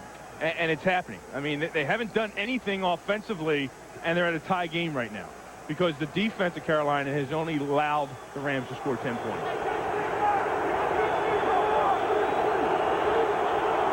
Second down and a long 5. Play action. Berline heat. Dropped from behind. Kevin Carter was there. Jimmy Jones was there. What a day for Jimmy Jones. Watch the game between these two guys over here. I mean, he just comes upfield, right upfield, around the center, Elliott, and then just chases him down from behind. And Kevin Carter, I mean, what a great job splitting the double team. I mean, the front 4 has done a remarkable job over the last 2 weeks. No sack. As Berline was able to get back to the line of scrimmage, now 3rd and 5. Berline throws wide open as Wesley Walls. A penalty flag comes in from deep in the secondary.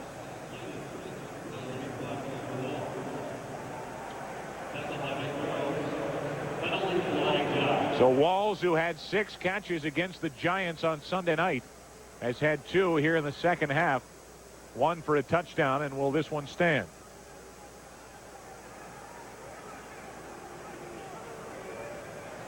Evidently it will. Holding. Number 23. Defense. That penalty is declined. First down. McBurrows drew the flag. A 9-yard completion, a first down, and Carolina has it resting at their own 45.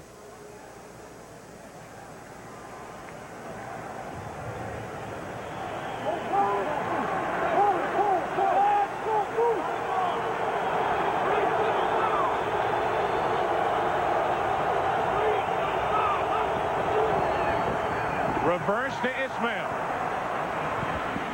Breaks a tackle, falls forward, and is dropped just short of first down yardage. And the Rams defense is faced with a little bit of adversity now. They've had some calls go in their favor. They've had some penalties against them, and they're struggling right now. And you can almost feel the table slowly turning towards the Carolina Panthers. And you go in at halftime and you're playing as well as you're playing for the Rams. You have to come out here and play 4 quarters worth. I mean, you can't take a rest. This has really been the MO for the Panthers all year. Get through the first half, win it in the second half. Second down and 1. Anthony Johnson up the middle. Right brings him down, but not until he gets to the St. Louis 40 with another Panther first down. Watch the cutback here by Johnson. I mean, they get upfield here with Jimmy Jones, and they start this direction, but watch him cut it back right off the tail of Jimmy Jones and Campbell's block. And that was a nice vision by Johnson, seeing where the hole would open up. And everybody, that's what I'm saying, for the Rams, everybody's got to do their job. It's a gap control responsibility there defensively. Johnson got 7, a first down. He'll try it again. Knees pumping. He gets the ball to the 35. It pops loose, but it's recovered by Matt Elliott. Carolina will hang on to it. Anthony Johnson now over 70 yards for the day. And now the offensive line. Watch these guys and watch them go forward. See the wave? See the push? I mean, that was going the other way in the first half for Carolina. Matt Elliott was there to fall on it after it popped out of the arms of Johnson. Second down and 5.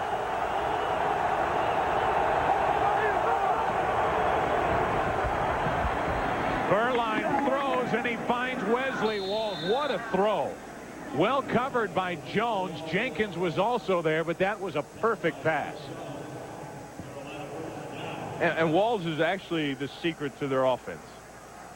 You get Walls the ball in this offense, and everything else opens up. It helps the running game. It helps the wide receivers. I mean, Wesley Walls, when he catches balls, this team wins. The unrestricted free agent from New Orleans.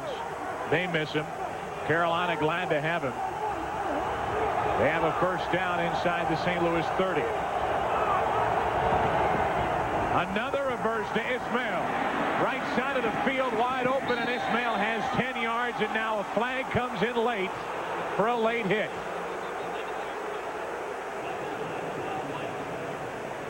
Toby Mills. Toby Wright. Watch the blitz in here. And then Carolina sees the call, and then they run the reverse out of it. Look at the opening over here. There's nobody over there. And then Wright comes in right at the boundaries and just levels them. They're going to call the personal foul for the face mask right there. Personal foul, face mask, number 41, defense. That's half the distance to the goal. First down. Todd Light guilty, and with under 2 minutes to play in the third quarter, Carolina moving in to try and take the lead. First and goal from the 7. Okay.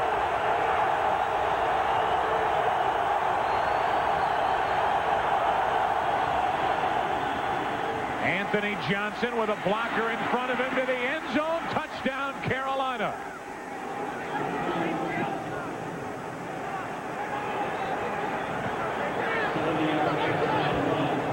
Seven-yard touchdown run, and the Panthers take the lead.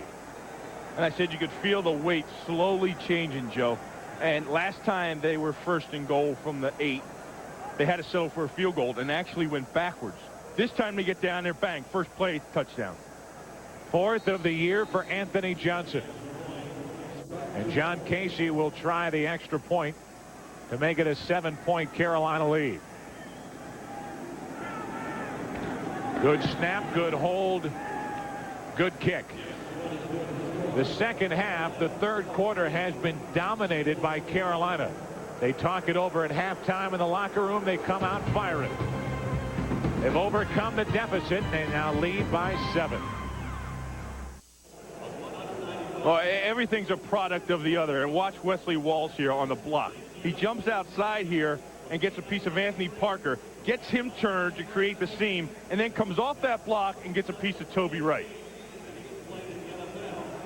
And Anthony Johnson, watch him follow his block. He gets a piece of the jersey. I mean, he follows Skripnik right back there. You see him? I mean, it's like the whip. Remember roller derby? That's like the whip, and it's 6 big Panther points.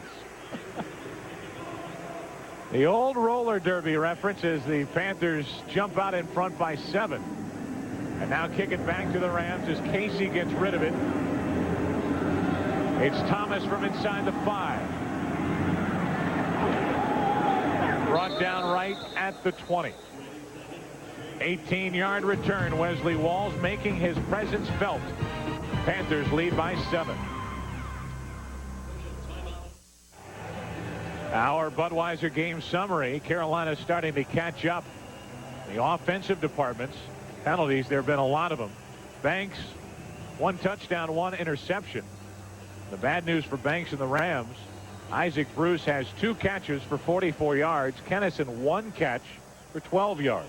And it's the same story for Carolina. Their defense keeps them in the game at all times. And now for Carolina's offense is starting to catch up. Rams have had the ball twice this half, punted twice. They hand to Harold Green. He's to the 25. Got about 5 as Fox was there for Carolina. And, you know, for the Rams, what they need to do is get back to their running game. As Leo Goez is limping off the field. But it seems like they came out that time. You heard them growling. You heard the emphasis. You heard the intensity up front. I mean, they need to get that running game going to be effective, like they were early in the first quarter. The injury stops the clock with 1:04 remaining in the third quarter. The quarter which has belonged totally to Carolina. They've scored 14 points in this quarter and lead by 7. Fred Miller's in, number 73. He comes in and replaces Goez. He's in at left guard, Fred Miller. 2 tight ends in the lineup, however, one of them lining up in the backfield, Aaron Lang. Because of the injury to Harris, and Moore is inactive. Green trying to push the pile forward. He gets to the 30, and it depends on the spot as to whether that's a first down or not. Good spot, and the Rams get a first down. Isaac Bruce has been shut down, as has Kennison. You look at the corners, Eric Davis and Tyrone Poole. They have stepped up and done their jobs here this afternoon. And what they need to do is they got to get that running game going. So you bring the safety up in there. When they're forced to bring the safety up in there as the 8th guy, then it frees up your wide receivers. Both wide receivers split to the left as Green cuts back. And he's wrapped up by Cragen with help from Eric Davis. Actually, Kevin Green in on the stop. And that will end the third quarter. 15 minutes left in St. Louis. Panthers by 7. Fox NFL Sunday will continue after this from your local Fox station. Well, in a very short while, this Carolina Panthers franchise has been building success, and they've started and concentrated on their defense. They had Kevin Green, Fox, an unrestricted free agent last year from the Giants, Lamar Lathan. Very good defense, and the Panthers asked them to shut down the Rams who trail by 7. On second down, Banks underthrows Conwell. Sam Mills was right there with him. And the Rams offense has done little or nothing here in the second half. And you talk about that pressure of the veterans. You know, they ask these guys that are coming in to carry them, and that's exactly what they do. But they get a lot of help from their schemes. I mean, they're all over the place. And that time, they run in linebackers. They bring a safety up on the blitz, and there's a lot of bodies in there, and Banks gets confused. Banks 1 out of 8 this half. Third down and 6. Banks, heavy pressure. Kevin Green again. Green comes up with his second of the day, and the Rams will be forced to punt. You know, the thing about Kevin Green is you look at Kevin, and he's been around for a long time. Watch him here on the rush. Watch him beat Zach Wiegert this time. He just uses his hands well, knocks him down, and steps right around. And Kevin's a guy, he's not the best athlete in the world. He's not the fastest guy in the world, not the best tackler or coverage guy. But what gets him over and what's carried him for so long is his intensity. The frame of mind he puts himself to play in every play is what sets him apart from everyone else. Played high school football just across the river, Granite City, Illinois. It has been a successful return to this area for Green today. A couple of sacks.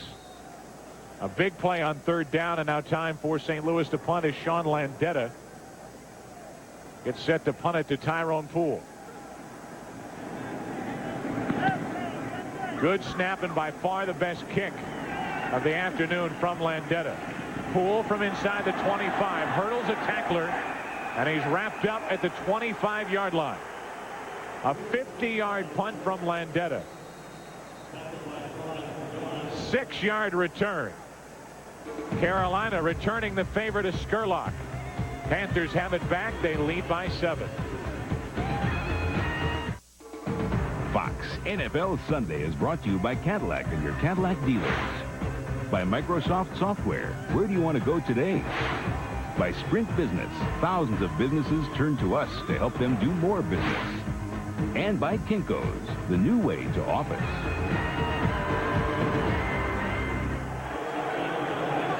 Tony Banks can only sit and watch as Carolina takes over. Burline back to work. Had the ball 2 times this half. 2 touchdowns been the result. Good catch by Griffith. Out of the backfield, takes a hit, and he steps out of bounds at the 36. And after that completion, back to Hollywood and JB for a McDonald's game break at our Fox Television Center. Joe Buck, a typically close game between the Eagles and Skins. Take a look at Ty Detmer going to Jason Dunn. Catches it. Defensive pass interference. They set up a 1-yard TD run by Waters. 2-point game at the vet. Back to Joe and Bill. What a catch. Ty Detmer will always find a way, won't he? Everybody tries to write him off. What a story he's been. That first place Philadelphia team. Now movement on the line as Wesley Walls left too soon. The tight end a little anxious.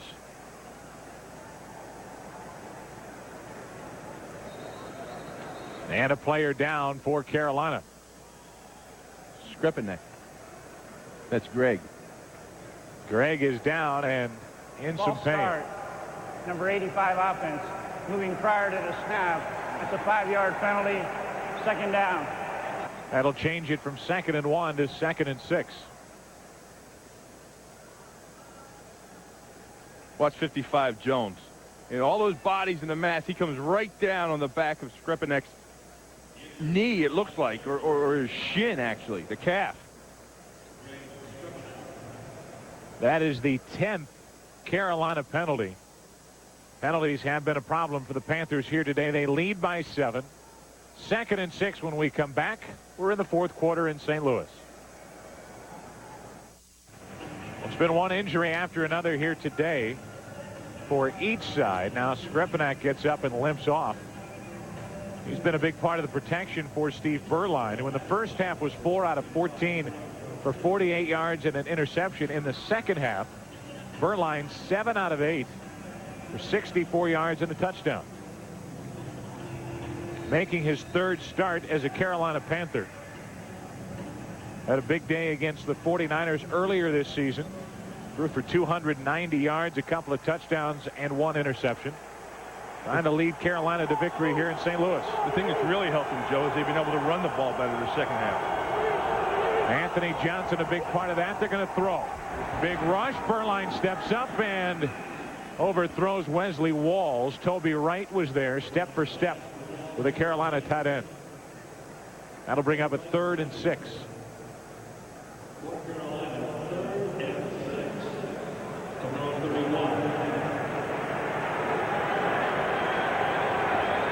Frank Garcia has come back in.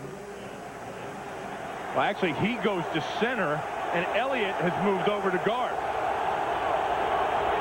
Now 3rd down and 6. Beuerlein steps up, throws, incomplete, and well defended by Anthony Parker. Green, the intended receiver. And that penalty, the illegal procedure on Walls, which took it from 2nd and 1 to 2nd and 6, really makes a difference here in the 4th quarter. Well, yeah, and this is the break that the Rams are going to need if they want to get back in the contest of this thing. But see the long throw across the field? And Parker just makes a break on the ball, and like he had a little contact there as well. Ron Stark to punt. Eddie Kennison waiting deep. The left footer gets rid of it. Best punt of the afternoon for Stark, and now Kennison with a fair catch takes it in at the 30. Ron Stark now atop the list for yardage in the history of the NFL by punters. Congratulations to Ron. Rams have it back. They trail by 7. 47,584 yards in the career of Ron Stark, passing the longtime Giant, short-time Jet, Dave Jennings. Rams get it back, take over at their own 30. They trail by 7. Back to work is that good Carolina defense. Penalty flag on the play as they swing it to Green. And Harold Green just breaks tackles one after the next, and he's just short of the 35. We'll check the flag.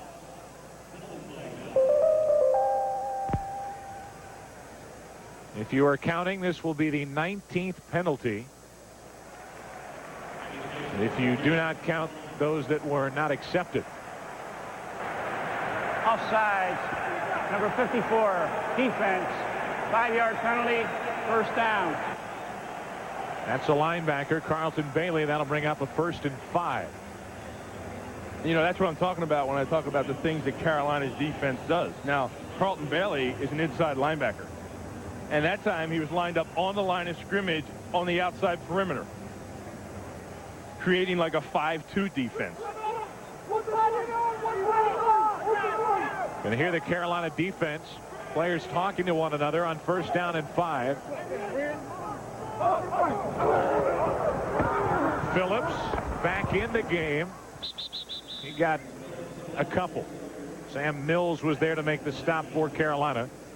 Give him 3. 2nd down and 2 coming up. I'll tell you a guy who plays good for Carolina is 98 Gerald Williams. He's a 2-gap guy. Remember he was with the Steelers? Watch him take Wayne Gandy. Now see the 2-gap. He lets his read. Then he comes down and crosses his face. And that jams the whole thing up and throws Lawrence Phillips off balance. 2nd carry of the half for Phillips. He got 3. 2nd and 2. They try it again. Nothing there. And Sam Mills again for the Panthers. That gives him 7 tackles unofficially here this afternoon.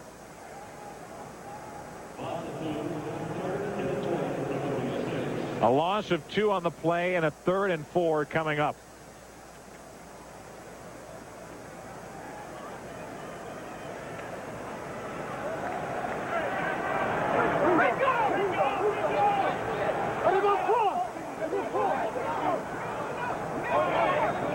Harold Green with Banks in the backfield. The toss to Green, trying to string it outside. Penalty flag on the play as Green is brought down well short of a 1st down. Which Green was brought down? Kevin Green was brought down by Conwell. That's what the holding call's on. So Green, who has been nasty here this afternoon, forces the Rams into a hold, and it will most likely be declined. And they'll make St. Louis punt. Holding. number 84, offense. That penalty is declined. 4th down. That was a single leg takedown. That was good for 2 points if he got possession when he was there. Well, Kevin Green is the professional wrestler. And he can appreciate the effort then. Conwell guilty. And on 4th and 3, Landeta to punt again. So the Carolina defense does its job. Tyrone Poole waiting deep for Carolina. This half for St. Louis. Now they fake the punt. Keith Lyle has a first down. Lyle inside Carolina territory.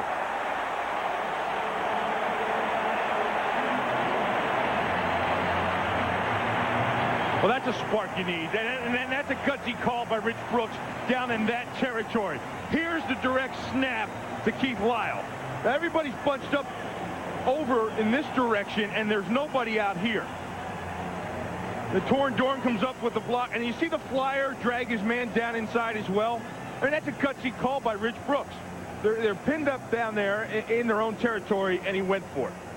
And this is the boost that this young club needs. Now they got a little energy going. Now they're thinking, okay, we got them now. We can get back into this. 17-yard play, and just before the play clock expires, St. Louis gets a timeout. So they'll talk it over. They have a first down with the ball resting at the Carolina 46. Trying to move in to tie it.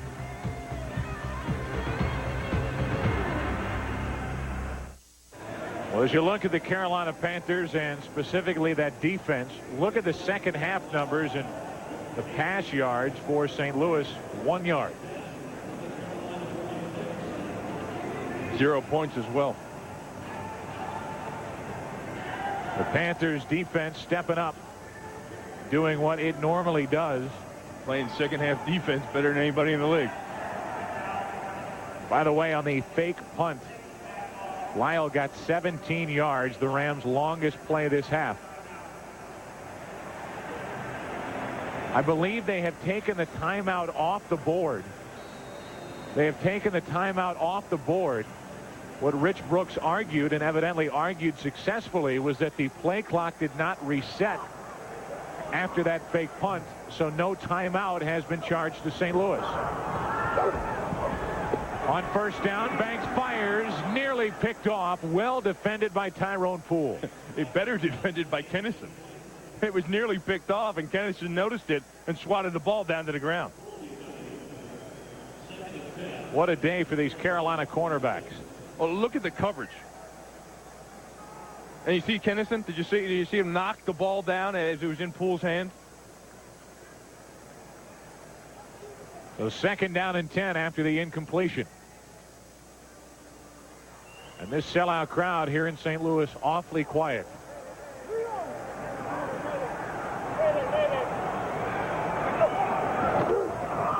Delayed handoff to Phillips. Nowhere to go. He got a couple. That's it. 3rd and long coming up. 3rd and 8. Hey, well, you know, you're 2nd and long, and they must be reading some tendencies, because I want you to count the players up here. You have 3 backers here, and then you have 5 on the line. There's 8. Okay, now you have 1, 2, 3 defensive backs. Banks has got to check out of that and get the ball downfield. They run right into 8-man front, and there's absolutely nowhere to go. Only a 2-yard gain. It's 3rd and 8.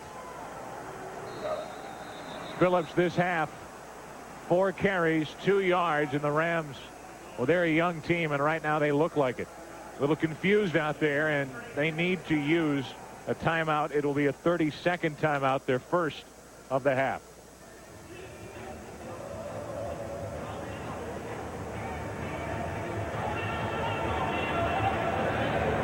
Well, I'll remember next week. It's a first-time meeting between the Houston Oilers and the Carolina Panthers. Panthers trying to become the first expansion team to make the playoffs in only their 2nd season. It's a return for Lamar Lathan to the Astrodome. Take on his former team. Which team will emerge in that playoff hunt? Some big games coming up next weekend in the NFC West. Look at the Carolina Panthers' remaining games. at Houston, at home against Tampa, at San Francisco, at home against the Ravens, at home against Pittsburgh. Not an easy road. Not an easy road, especially the two on the road, Houston and San Francisco. They've already defeated San Francisco earlier this season. 3rd and 8. Banks to throw. Kennison out of his reach. And Banks is down and hurt. He's grabbing his knee.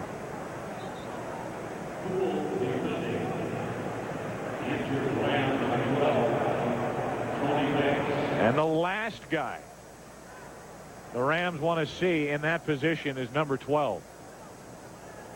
Watch Lamar Lathan, number 57. Get around Wayne Gandy and into the knee. And don't be surprised if you see a fine come out of that.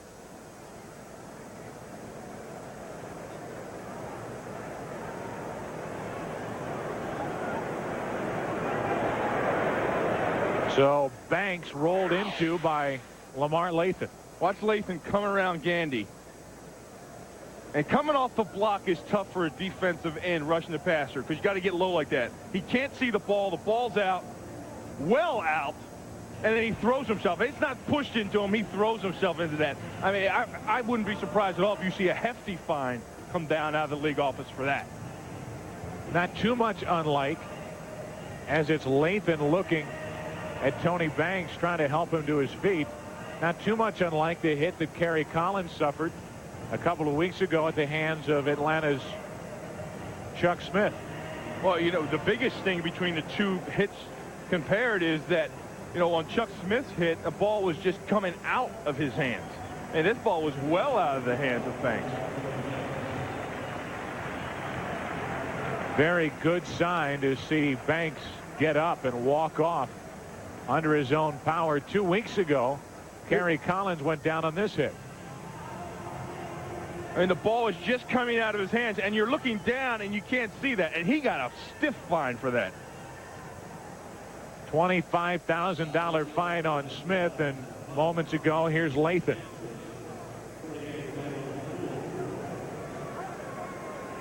Banks able to get up and walk, however. Now Landetta to punt it away with Carrier waiting deep. It hops into the end zone, and Carolina will start with it at their own 20. Carolina leading by 7. They get the ball back. Jamie Martin, the backup quarterback for St. Louis, getting ready. Banks is down and drawing an awful lot of attention on the Rams sideline as the Carolina offense tries to get something going, take a little time off the clock as they lead by 7.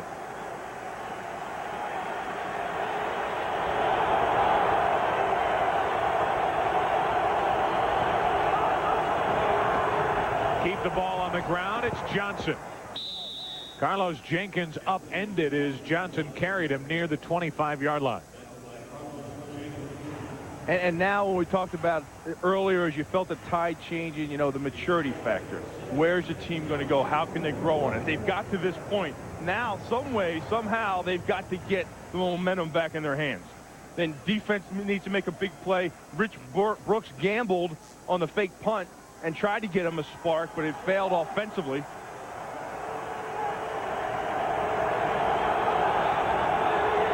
Second down and 5.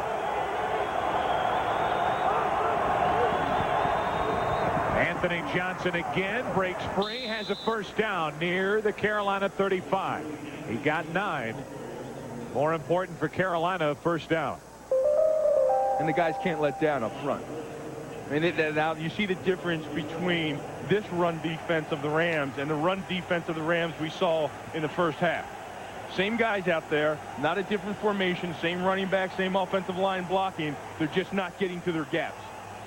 Anthony Johnson came in with a career-high 599 yards. He has 90 today and ought to get an awful lot of work the rest of this fourth quarter. First down, it's Johnson again.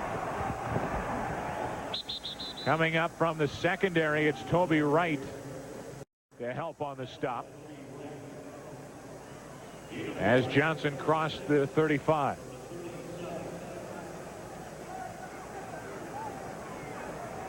And the doctors have stopped looking at Banks, and he was up walking around on the sidelines. Now he's sitting there. We're talking with Bruce. Martin puts the cap back on. That's all good news for Rams fans. The bad news is the Rams trail 17-10 with about 7:40 remaining. Play action. Blitz was on, and Berline just got rid of it before they hit from Robert Jones.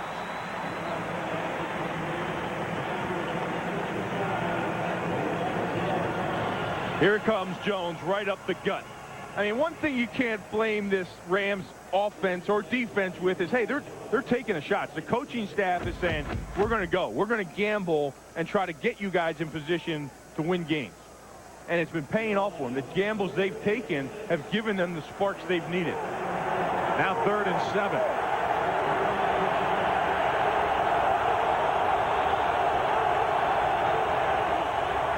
Quick slant, caught. First down, Carolina. Willie Green made the reception, and a fresh set of downs as he's working on Anthony Parker. You just can't. I mean, when you have that, when you're in this point of the game, you've got to play tighter coverage than this. Watch Parker walk back out right here. See him walk back out. Now look at the cushion. It's just down and in, and you can't get there in time. That's a first down. You've got to be able to play tighter coverage when it's this crucial in the game. Under 7 minutes to play, a first down for Carolina, just shy of midfield. Play action, they go to the air. Incomplete pass, and it's surprising to see him throw the ball on first down. Clock is stopped with 6:50 left.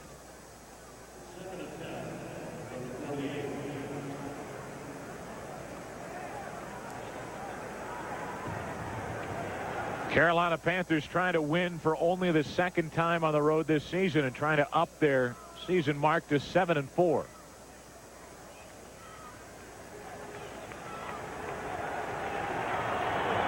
Crowd right now inside this dome, not much of a factor at all. 2nd down and 10.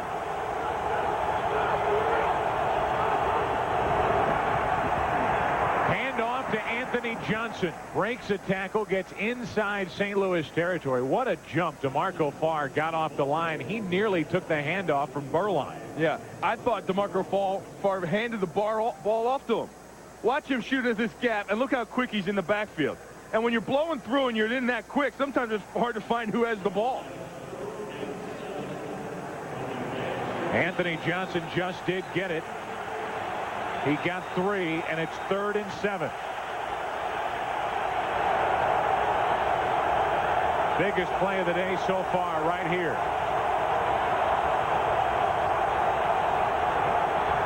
Blitz is on. Quick throw. Caught Willie Green. Have you seen that play before?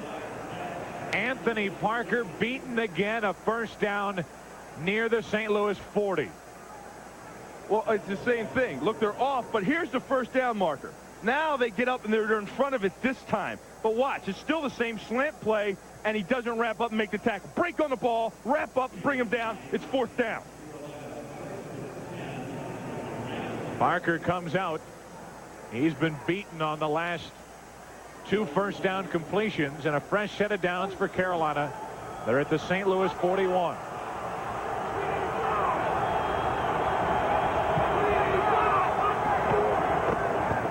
Anthony Johnson, good play from Todd Light. Up from the corner, he was the first to hit Johnson. Okay, this is the series, Joe, for them defensively. This right here. You're on the 40-yard line, and you can't let them get the first down because then they're in field goal range and there won't be enough time. The clock's running, and Carolina's trying to kill the clock on you. It's this series of downs right here for the Rams defense, and they've got to know it to a man out there that they've got to get off the field now. Under 5 to play. Carolina leading by 7. 2nd down and 9.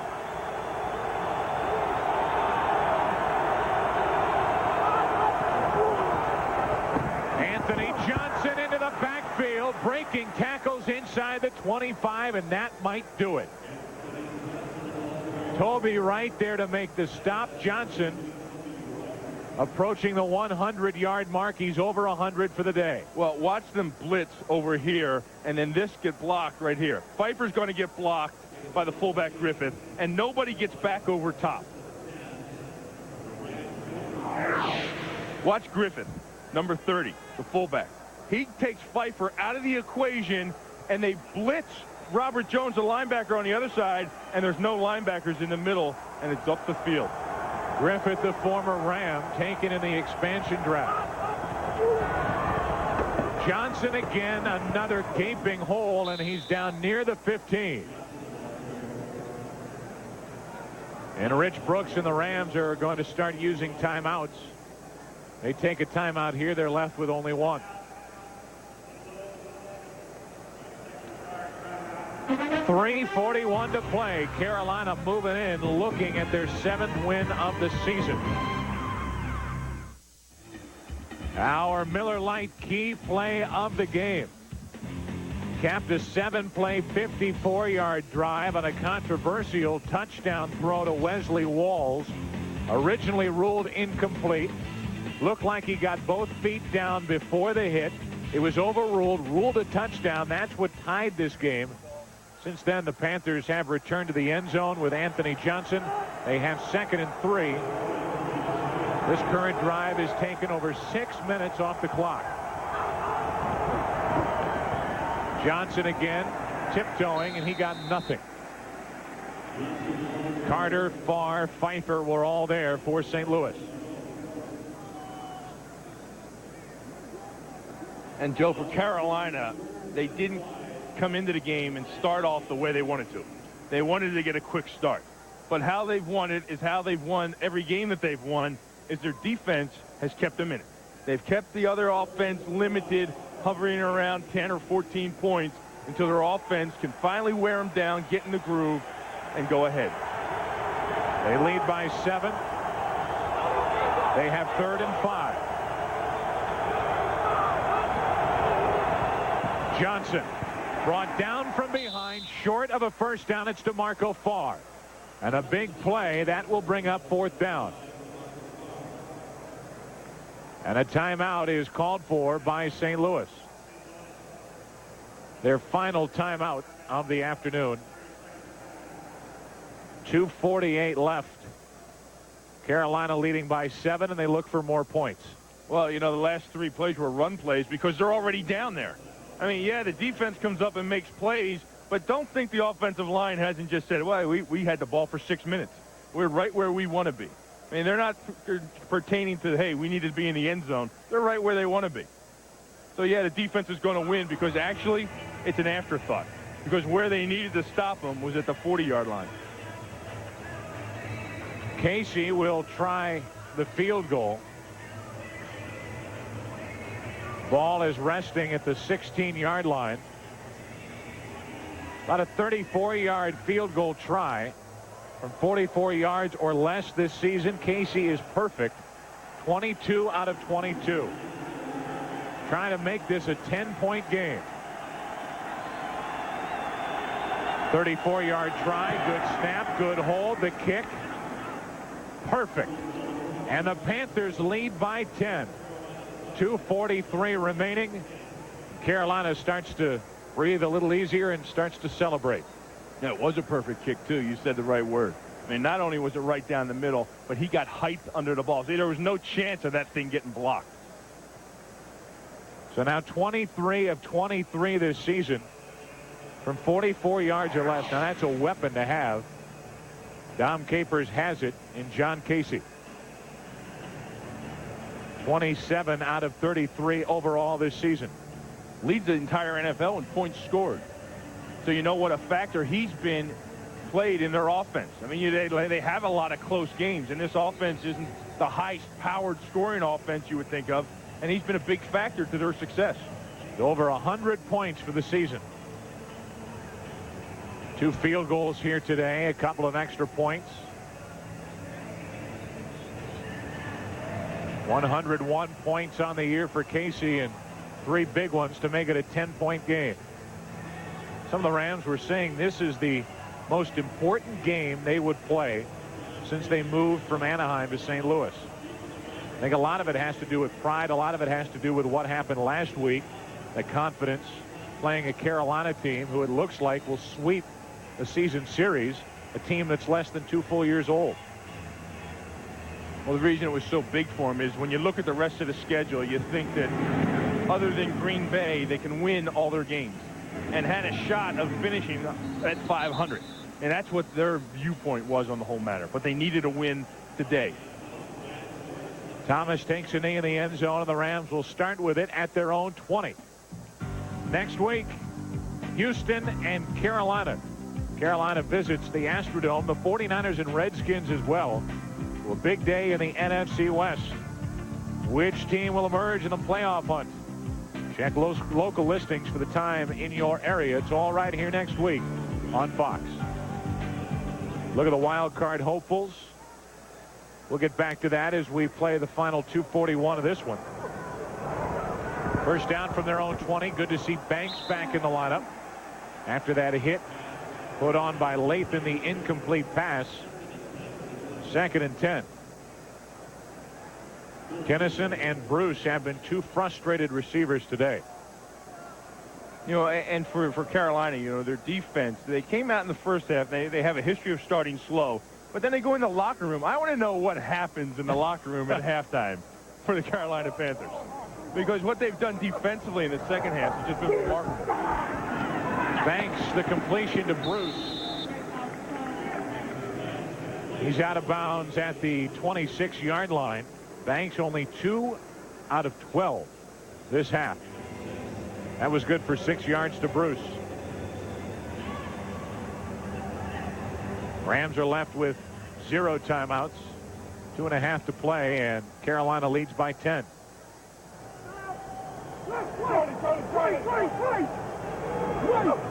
Third down and 4.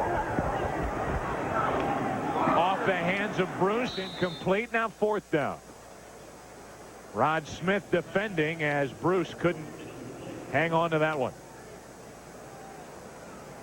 The second half, Bill, has been dominated by this Panther defense. 7 passing yards and no points. And that's it right there. That sums everything up. And like I said, I mean, I don't know what goes on. It transpires at halftime. I mean, get the bottle. Go in there and get the bottle and get that thing tested, because Carolina gets in there, and at halftime, they come out a different team. And it's not just this game. That's been their M.O. for them all season long. What happened last week as well with the Giants on Sunday night. 4th and 4. The pass complete. And the Rams offense lives to see another play as Thomas makes the catch working on Tyrone Poole. And for St. Louis, this isn't their strength because of the lack of a 3rd wide receiver and a 4th wide receiver and the tight end and the catching backs. I mean, they have 2 wide receivers. That's virtually it. Last play before the 2-minute warning. Banks gets rid of it to the sideline, and Bruce, couple of catches. This possession for St. Louis. Rams trying to move it down the field. Minute 56 left in this one. Carolina by 10. Welcome back to St. Louis. This game presented by authority of the National Football League. It is intended for the private use of our audience. Any rebroadcast or the use of this telecast without the express written consent of the St. Louis Rams and the National Football League is prohibited. Over 60,000 in attendance here today. Rams down by 10 as they look for their 4th win of the season. They are left with no timeouts, under 2 minutes to play. They need 2 scores, and it does not look good for Rich Brooks and the Rams here after a very strong first half.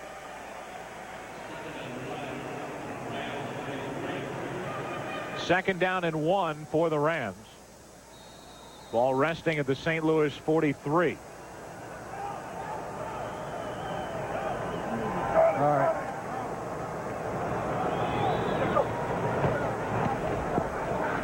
Underneath, it's Conwell.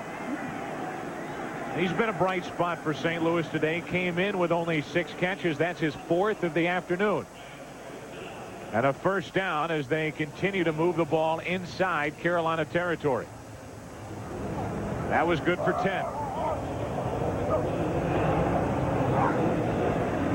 Banks underneath to Green. Harold Green gets to the 41. And the Rams have to hurry, left with no timeouts. No, and they miss Alexander Wright.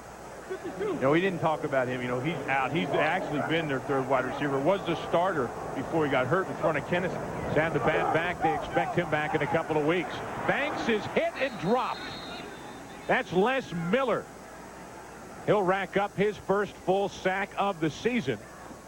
And that will stop the clock with 1:04 remaining. Now it starts again. Fourth sack of the day for Carolina. Green has 2 of them. Mills and now Miller. Big rush from Lathan. Banks gets away, but not for long. Wrapped up in the backfield and dropped. Mark Thomas gets his 3rd of the year. And now 4th and forever after the 5th sack for Carolina. 4th and 18. Well, it's funny, you know, coming into the game, Carolina had the most sacks in the league. And the Rams have given up the most sacks in the league. True to form. They've given up 5 today. Banks going to have to air it out. Hit from behind and sacked. It's Thomas again as a penalty flag comes down on the play.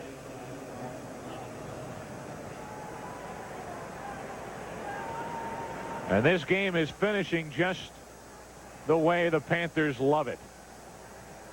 Line up, tee it up, and we'll come at you. Illegal shift on the offense. 2 men moving. One was not set prior to the snap. That penalty is declined. Result of the play, first down. So we'll have one more snap, and that will be it. A 6-sack day for the Carolina defense. You know, Rich Brooks right now is when he has to grasp his team and tell them, hey, look, we did a lot of things well today. You know, everybody in every publication said this team, they're going to come back down to reality. Well, they didn't score 59 points. That's true. But they did come out in the first half and move the ball and spread it around and play good football, offense, defense, and special teams. Berline takes a knee, and that will do it from St. Louis, where Carolina wins it 20-10. 7th win of the year for Dom Capers, and this second-year franchise has an eye on the playoffs here in 1996. Meanwhile, the Rams slipped to 3-8.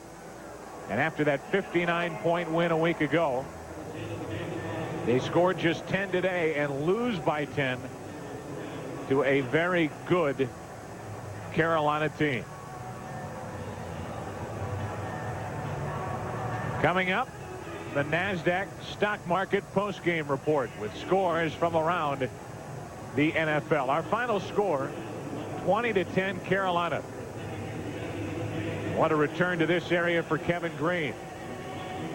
Played high school football across the river in Granite City, Illinois, and he comes away with 2 sacks today, 2 of the 6 racked up by the Carolina defense. And there's Berline. He wasn't magnificent, but he was good enough to get it done. Well, just like he had told us, you know, he says our best offense is our defense, and they can always keep us in the game. And Berline struggled early, as their whole offense struggled early. But that guy right there helped them pull it out. Wesley Walls, the first pass to him for a touchdown, and that tied things up. And then later on in the 4th quarter, they got to running the ball, and it just got out of hand then. Berline ends up 13 out of 28 for 131 yards. Updated through today. San Francisco just about to get underway.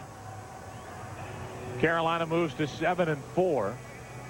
And they will keep an eye on San Francisco as they host Baltimore this afternoon. So a lot of things to talk about, Bill Maas. Let's go back to that touchdown caught by Wesley Walls. He was shut out in the first half here this afternoon.